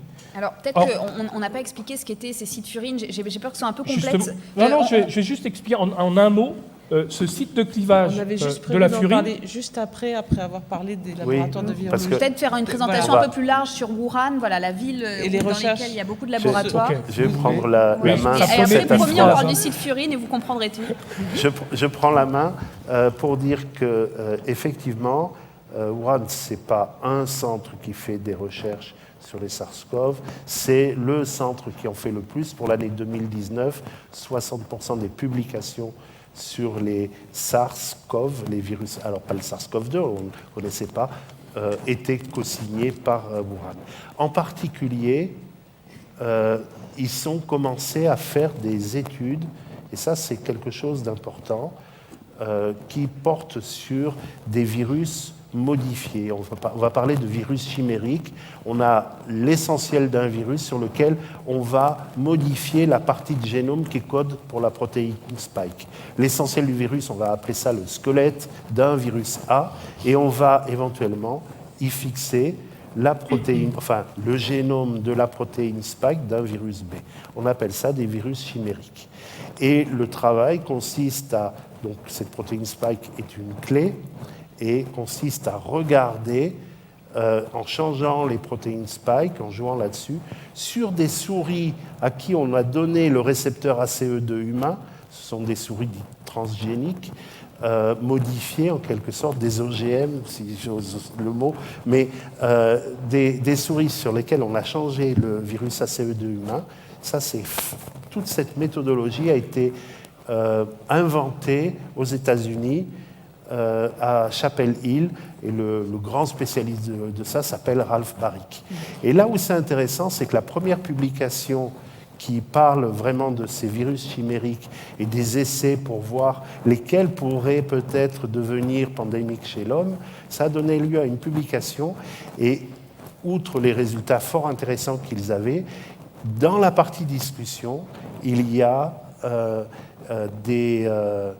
cette partie discussion est intéressante à voir parce que, justement, ils alertent eux-mêmes, Ralph Baric et Zheng Liqi, sur le potentiel danger de ces manipulations. Donc, c'est dans un article, Nature Medicine, 2015. Les auteurs sont justement les deux personnes clés de la fabrication de ces virus chimériques et de tester les protéines spike. Sur la base de nos découvertes, les comités scientifiques peuvent juger que des études similaires créant des virus chimériques construits à partir de souches en circulation sont trop risquées à poursuivre. Car on ne peut pas exclure le risque d'une dangerosité accrue chez les mammifères. La possibilité de se préparer et d'atténuer de futures épidémies doit être mise en balance avec le risque de créer des agents pathogènes plus dangereux. Lors de l'élaboration de règles à l'avenir, il est important de tenir compte de la valeur des résultats générés et de déterminer si ces études sur les virus chimériques justifient une recherche plus approfondie par rapport aux risques qu'elles font courir. Peut-être une première question. Pouvez-vous nous expliquer pourquoi ces scientifiques manipulent ainsi ces virus pour essayer de les adapter à l'homme? Au-delà de la dangerosité, quel est l'intérêt scientifique pour eux? L'objectif général est de comprendre comment se fait, quels sont les éléments essentiels de ce mécanisme de clé et de serrure. Et donc, en connaissant ça, ils arrivent éventuellement à déterminer quelles sont les séquences des protéines spike qui pourraient être les plus dangereuses, et ils veulent anticiper, ils veulent aller avant le démarrage d'une pandémie, trouver éventuellement dans les grottes les endroits où se trouvent finalement des virus et des protéines spike. Et par exemple, Alexandre a parlé de la partie qui se lie, de la protéine spike qui se lie au récepteur ACE2, de bien définir quelles sont ces variantes de clés qui marchent pour les cellules humaines, de manière à savoir où se trouve le danger. Et éventuellement, ce sera un autre programme parce qu'ils ont travaillé pendant des années sur ça. À partir de 2015, ils ont continué. Ce travail qui était fait essentiellement aux États-Unis, petit à petit, est devenu faisable en Chine, avec des virus chimériques fabriqués en Chine, avec en 2018 l'importation en Chine de souris transformées avec ces récepteurs ACE2. Tout ça, c'est très récent, 2018. Le but, donc, c'est aussi de créer des vaccins, c'est ça le but de ces recherches, de se protéger contre les pandémies. C'est de comprendre effectivement comment ces systèmes se font pour anticiper et être plus rapide dans la création de vaccins, voire même, et là on aborde un nouveau projet qui est le projet DEFUSE. Dans le projet DEFUSE, ça veut dire désamorçage. Alors DEFUSE, on en parle juste après, mais pour comprendre bien le projet DEFUSE, il faut expliquer ce qu'est un site furine, justement, on en parlait tout à l'heure. Voilà. La site furine, c'est vraiment la spécificité Alexandre reprend du SARS-CoV-2. Alors qu'est-ce qu'un site furine et pourquoi est-ce qu'on en parle dans le cadre du SARS-CoV-2 ? C'est pas grand-chose déjà, un site furine, c'est 4 acides aminés, c'est pas énorme. Mais là, on voit que c'est des acides aminés qui ne sont pas présents chez les autres virus. On connaît des sites furines dans d'autres protéines, encore une fois. Ce que ça fait, c'est que ça coupe la protéine en deux et que ça facilite son entrée dans les cellules humaines. C'est ce qui permet d'infecter en fait les hommes ça aussi facilement. Ça infecte beaucoup mieux avec ça. D'ailleurs, on a montré que sans ça, le SARS-CoV-2 n'aurait pas eu les conséquences qu'il a eues. Donc c'est extrêmement important, c'est court, mais extrêmement important. Et la question et ça représente, alors je vous ai mis une insertion, les acides aminés sont codés par des triplés de nucléotides. Donc vous avez la séquence ici nucléotidique qui correspond à l'insertion en acide aminé. Désolé, je m'arrête là. Les insertions dans les séquences protéiques, ça arrive naturellement, hein, on en connaît. Il y a aussi des délétions, des pertes de petits motifs, mais les insertions sont plus rares que les délétions. Ce n'est pas très fréquent quand même, c'est beaucoup moins fréquent qu'un changement en acide aminé. Mais ça peut être sélectionné positivement à partir du moment où c'est avantageux pour le virus. Et là, on comprend bien que ça aurait pu être sélectionné positivement dans la mesure où ça procure un avantage au virus pour infecter les cellules humaines. Donc la question, c'est est-ce que ces acides aminés en trop chez le SARS-CoV-2 sont arrivés naturellement ou en laboratoire, ou ont été rajoutés en laboratoire? C'est vraiment la question qui se pose. Et ce n'est pas facile de répondre à cette question quand même, tout simplement parce que des sites de... j'essaie de... Des sites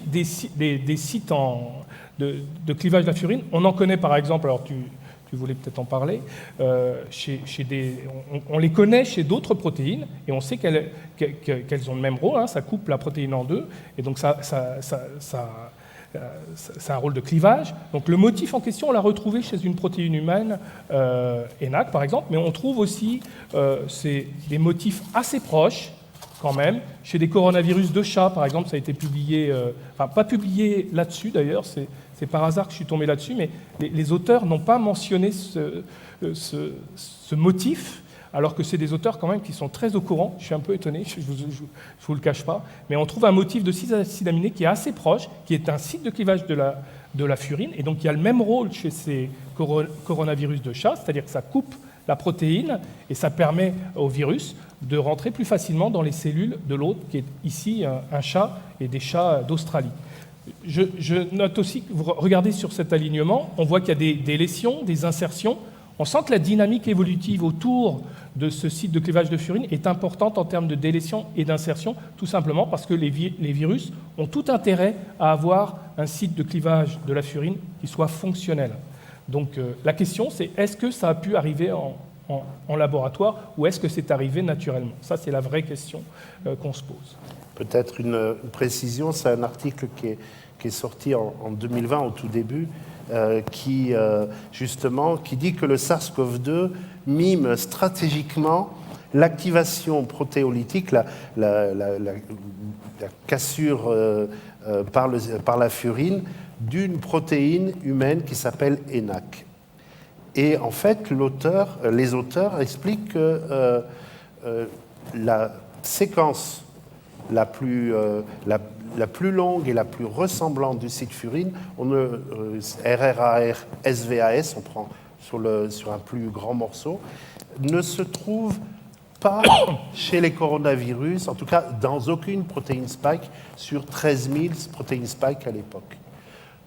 On la retrouve par contre uniquement pour cette séquence-là comme dans la protéine ENaC, qui est un canal, en fait, elle est étudiée pour la mucoviscidose, s'il y a un problème dans la mucoviscidose, dans les cellules pulmonaires, dans les cellules digestives, de passage de sodium et de potassium. Na, dans ENaC, Na, c'est le sodium. Et donc, ils s'étonnent de cette ressemblance stratégique, comme il indique, et ils se disent, ça a quelque chose à voir avec la symptomatologie, et ils ont raison, hein, avec la symptomatologie de la Covid-19, à savoir les atteintes pulmonaires, les atteintes digestives. Ils en sont là, ils ne connaissent pas à ce moment-là, et on va y arriver quand même, ils ne connaissent pas à ce moment-là le projet DEFUSE, désamorçage, qui justement va amener une nouvelle information dans cette saga du laboratoire. Et donc, je sais dans pas le cadre de l'enquête scientifique qui a lieu depuis 3 ans sur l'origine de ce virus, qui est officielle et officieuse, il y a un document qui a fuité. C'est un document qui a fuité des États-Unis. C'est un projet de recherche qui a été présenté dans l'espoir d'être financé par les autorités de santé américaines et qui prévoit justement l'insertion d'un site furine dans un coronavirus. On vous écoute, Renaud. C'est exactement ça. D'abord, ils font le point sur tout ce qu'ils arrivent à faire. Donc c'est un consortium avec une personnalité dont on parlera peut-être, en tout cas, qui est Peter Daszak, qui est un médecin, parasitologue à l'origine, pas médecin d'ailleurs, parasitologue scientifique à l'origine, qui dirige une association qui s'appelle EcoHealth Alliance. Et cette association cherche des fonds pour des projets de recherche, en particulier associant les équipes de Chapel Hill et les équipes de Wuhan et d'autres équipes pour travailler justement sur ces virus chimériques et regarder comment ces virus interagissent de manière à savoir un peu, avoir une espèce de bottin de toutes les formes de protéines spike qui pourraient être dangereuses pour l'homme. Et c'est ce projet, je pense, qu'il va falloir expliquer. Depuis 14 ans, notre équipe a étudié les coronavirus parmi les populations de chauves-souris en Chine, aboutissant à trouver plus de 180 SARS coronavirus sur environ 10 000 échantillons. Des chimères possédant des gènes de ces virus insérés dans le squelette d'autres SARS coronavirus provoquent une maladie de type SARS sur des souris exprimant le récepteur humain ACE2, avec des signes cliniques qui ne sont pas réduits par des anticorps monoclonaux ou la vaccination. Nous allons introduire des sites de clivage spécifiques de l'homme et évaluer le potentiel de croissance du virus dans des cellules véro et des cultures d'épithélium humain respiratoire. Alors, est-ce que ces recherches ont eu lieu finalement? Alors, juste un point. Justement, la question est, est-ce qu'ils l'ont fait finalement? Je voudrais juste reprendre sur cette phrase qui est que on va introduire un site furine, protéolytique clivage, qui est d'origine human spécifique, d'origine humaine. Alors pourquoi vous embêtez avec cette protéine ENaC et puis avec ce site furine? Parce que la seule ressemblance c'est pas sur ce RRA-RSVAS dans les protéines spike, c'est pas dans d'autres protéines spike qu'on le trouve, c'est dans la protéine ENaC alpha qui se trouve étudiée dans la mucoviscidose dont je vous ai parlé. Chose intéressante, j'ai regardé sur PubMed, sur la dizaine de publications qui associent, en associant les mots furine et ENaC, il y a une dizaine de publications entre 2015 et 2019, la période qui est juste avant la pandémie.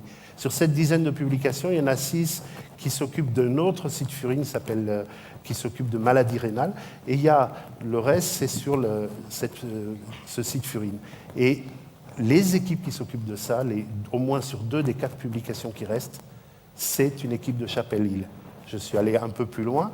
Est-ce que cette équipe qui travaille sur la mucoviscidose à Chapel Hill travaille avec Ralph Baric qui travaille sur les virus chimériques? Et la réponse est oui, parce qu'en fait, ils ont déjà une vingtaine de publications en commun, dont 5 dans la période 2015-2019, Pourquoi? Parce que ces virus chimériques, il fallait des modèles d'épithélium respiratoire, et donc ils travaillent ensemble. Ce qui veut dire que ce site qui était un peu bizarre, RRAS, SVAS, en tout cas on le retrouve autre part, et on le retrouve très en lien avec ce consortium qui proposait d'insérer des sites furines d'origine humaine à un SARS-CoV-2. Est-ce que, maintenant je vais pour répondre, est-ce que ça dit qu'ils l'ont fait? Certes non, mais c'était exactement ce qu'ils avaient l'intention de faire. Pour savoir s'ils l'ont fait, il faudrait pouvoir regarder dans les cahiers de laboratoire, il faudrait pouvoir interroger à fond les personnes. Et éventuellement, leurs partenaires aux États-Unis savent des choses, mais peut-être ils ne savent pas tout. En tout cas, c'était l'étape suivante des recherches qui étaient menées à Wuhan, c'était d'insérer ce type de site furine. C'est quand même intéressant à noter. Je vais faire une remarque. Moi, quand j'ai eu ce document, c'est 2021, je crois, pour tout vous avouer, j'ai cru que c'était un faux. Parce que quand on lit jusqu'au bout, alors il y a effectivement des aspects techniques liés à faire des virus chimères, mais il prévoyait tout de même de mettre ces virus, d'inoculer ces virus à des chauves-souris vivantes en laboratoire, et ensuite de relâcher ces chauves-souris dont on aurait boosté le système immunitaire, de les relâcher dans des grottes tests. Donc, je l'ai lu pour savoir ce qu'il fallait faire pour avoir 14 millions de dollars, parce que moi j'ai des petits projets financés, donc j'étais intrigué. En gros, il n'y avait pas que le problème des virus chimères dans ce projet, c'est un projet complètement fou. Donc personnellement, je pense que ça serait bien d'avoir des comités d'évaluation de ces projets en amont, même si c'est des gens très respectueux, très connus. Pour moi, ce projet, s'il avait été mené jusqu'au bout, c'est juste de la folie. Oui, il faut préciser qu'ils n'ont pas eu leur financement. Oui, ils n'ont pas eu leur financement, et heureusement. Que le projet n'était pas un fake. Oui, en plus, oui, il était réel. Et à partir du moment où c'était un vrai projet, c'est vrai que là, on est obligé de se questionner sur l'origine de ce virus, bien sûr. Alors, si on veut dire un mot sur l'attitude des scientifiques dont on parle, il faut revenir sur le fait qu'en février 2020, au début de la pandémie, des scientifiques, notamment américains, ont présenté comme complotistes cette thèse dont on parle, la thèse d'une fuite de laboratoire.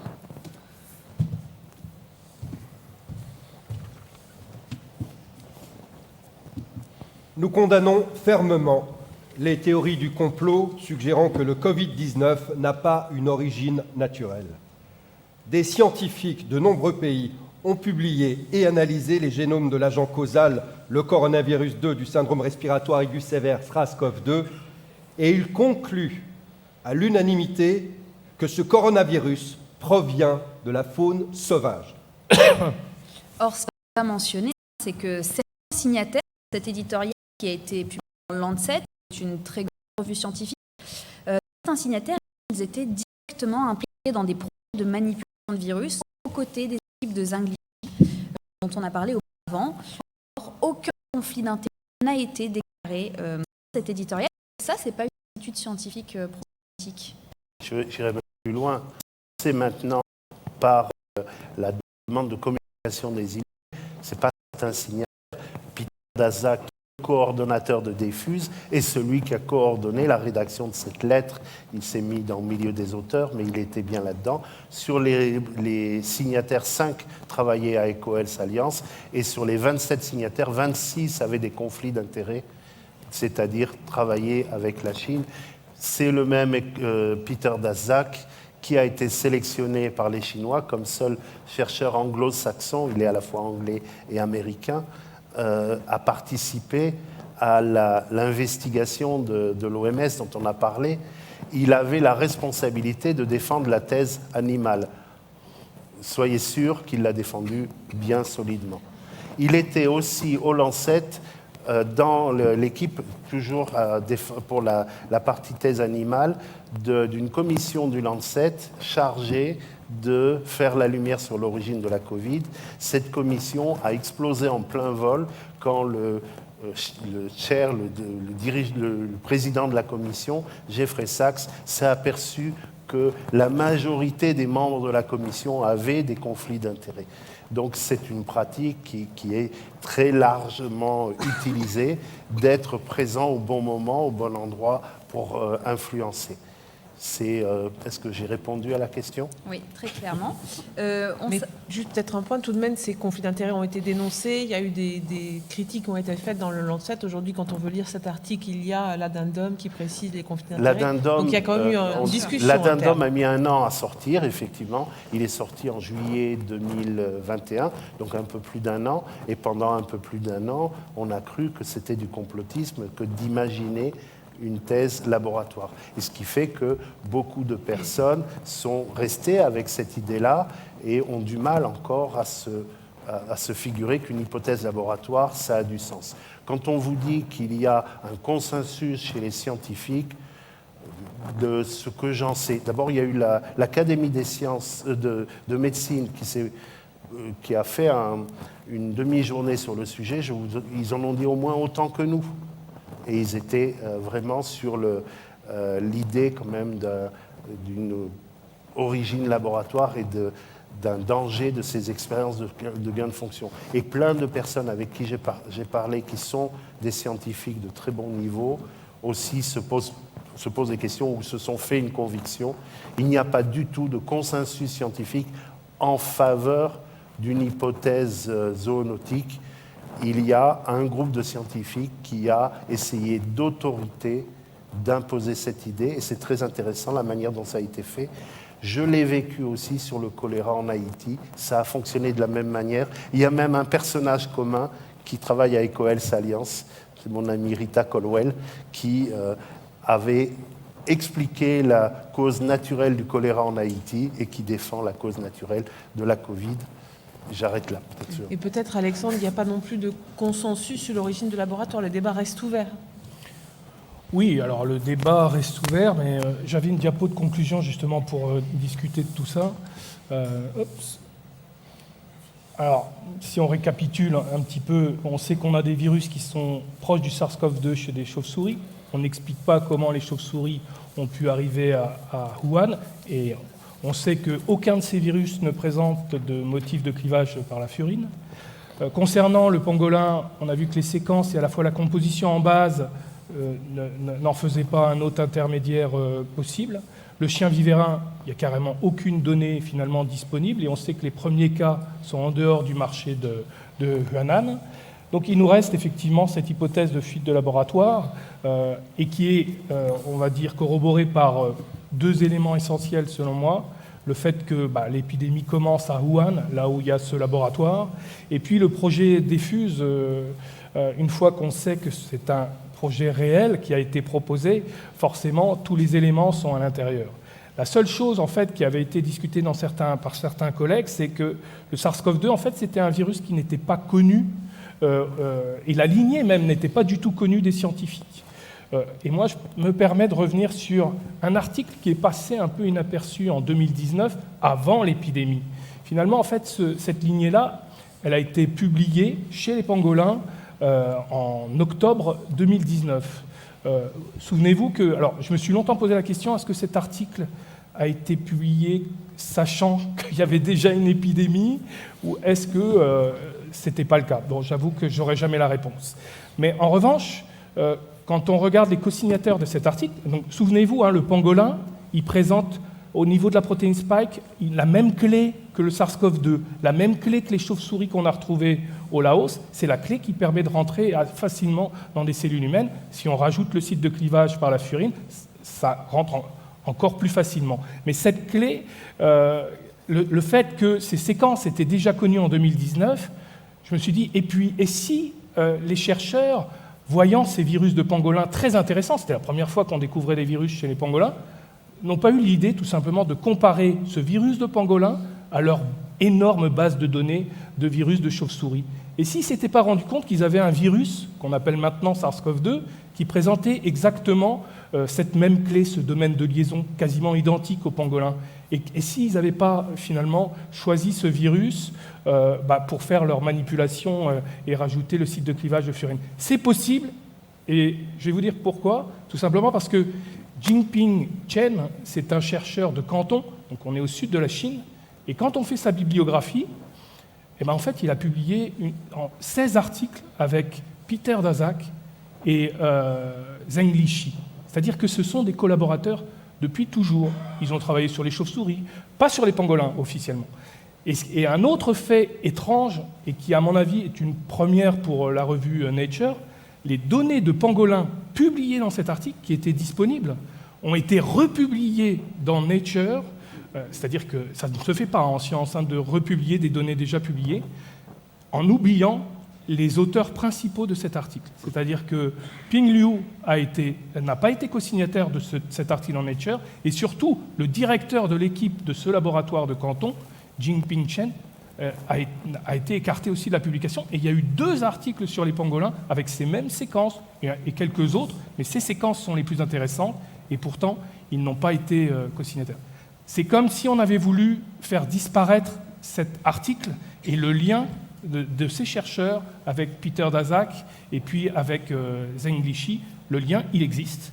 Donc je pense qu'ils étaient collaborateurs et que potentiellement, ces premiers virus de pangolin ont pu servir à choisir ce virus SARS-CoV-2 parmi beaucoup d'autres et à le sélectionner pour faire leur manip un peu bizarre. Voilà. On va conclure avec une question assez simple. Est-ce qu'on peut espérer un jour connaître le fin mot de cette histoire? Je vais déjà donner aussi mon intime conviction et sur quoi je la base. Et peut-être ça pourrait être... Enfin, le fin mot, je pense qu'il nous viendra d'une publication récente. Pour ce qui me concerne, d'abord, je voudrais insister sur le fait qu'on a toujours mis en évidence cette corrélation spatiale. L'endroit où on étudiait le plus les SARS-CoV et l'endroit où la pandémie a émergé. Ce qu'on n'a pas peut-être trop souvent souligné, c'est qu'il y a aussi, et pour les épidémiologistes c'est très important, une corrélation temporelle. Ce n'est qu'à partir, en fait, des virus, des coronavirus, il y en a depuis des milliers ou des millions d'années, des chauves-souris aussi, des chiens vivérins, etc. Par contre, des recherches avec des virus chimériques, c'est récent, on est sur les 15 dernières années, maximum 2005, et ce n'étaient pas des virus chimériques, mais des travaux qui pouvaient créer des nouveaux pathogènes. C'est l'arrivée des souris génétiquement modifiées, c'est 2018. Le projet Diffuse, c'est 2018. Et on a l'utilisation, la fabrication de virus chimériques, 2016-2017 en Chine, un peu avant, donc on l'a vu pour ce qui est des États-Unis. C'est vraiment l'année d'après que la pandémie démarre. Donc c'est au même endroit, mais aussi au moment où les risques deviennent vraiment réels. Ensuite, il y a quand même des anomalies, des choses qui ne vont pas du tout avec l'hypothèse zoonotique. Au début, effectivement, un réservoir zoonotique est la première chose à laquelle on doit penser.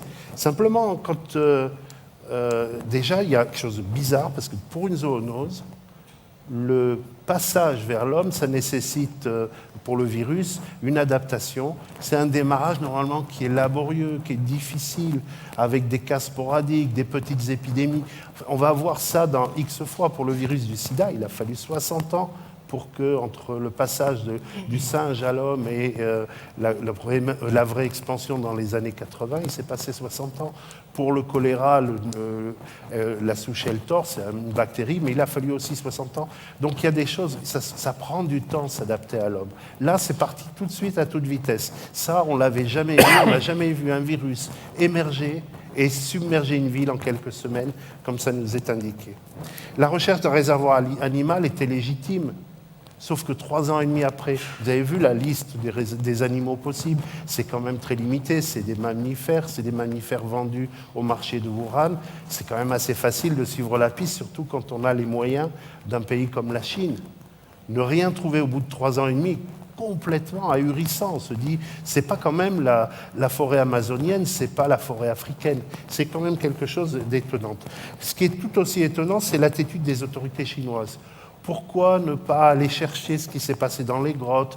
Pourquoi ne pas prendre des précautions sur les chiens vivérins, les furets, les visons, les renards? Pourquoi non plus... finalement, ils n'ont pris aucune mesure pour un réservoir animal, alors qu'ils prenaient des mesures vraiment draconiennes pour une transmission interhumaine. C'est quand même quelque chose qui nous amène à remettre en question cette histoire de zoonose. Et puis, on l'a vu, il y a ce site Furine et on sait qu'il est responsable de l'extrême contagiosité du virus. Il est absent de toutes les protéines spike, au moins sous cette forme-là, et on va le retrouver sur la protéine ENaC, et vous avez vu, je vous ai dit quand même que c'était même des équipes qui collaboraient, c'est aussi ce que disait Alexandre sur d'autres aspects, le pangolin, il y a des collaborations, de l'information qui circule. Tout ça fait qu'on peut quand même fortement se poser la question d'une source laboratoire. Alors je voudrais maintenant pointer 2 choses pour terminer. La première, en tant que spécialiste des épidémies, faisant des investigations, ce qui est choquant, c'est tout ce qui a été fait pour bloquer l'investigation. À la fois d'ailleurs en Chine, et finalement on l'a vu auprès d'un certain nombre de scientifiques qui, par des arguments d'autorité, ont essayé de nous dire « circulez, il n'y a rien à voir, c'est du complotisme ». Attention à ce discours. Les discours complotistes, il faut s'en méfier, il n'y a pas de doute. Il faut se méfier du contre-discours aussi. Il faut se faire son opinion et chercher. On a mis du temps à chercher parce que finalement, on nous a dit ça n'a pas lieu d'être, c'est un virus naturel. Et en fait, il n'y a aucun élément pour le dire.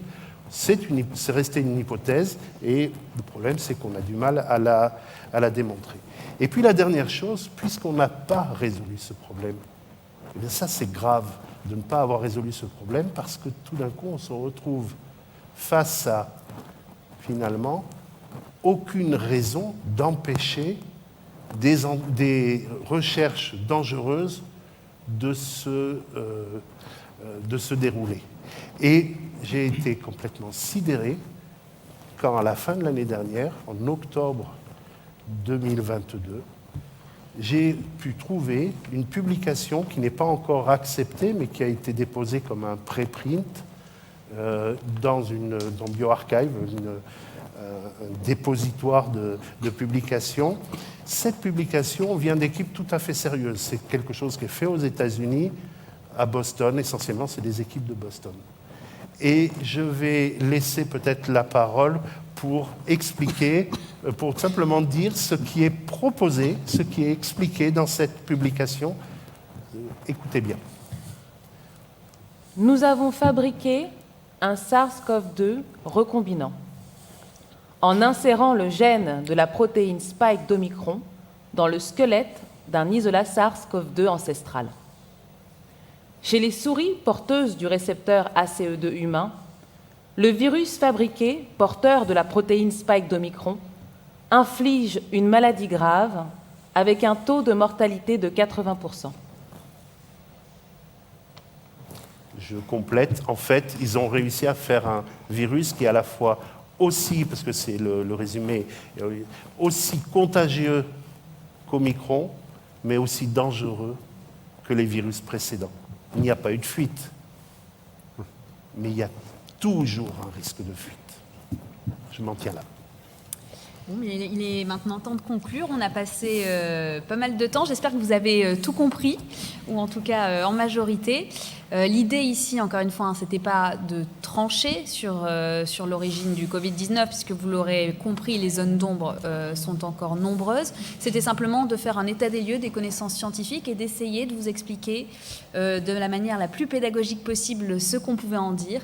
Merci Renaud Piarou et merci Alexandre Assanin d'avoir pris le temps de nous expliquer ce soir tous ces éléments. Merci. Merci.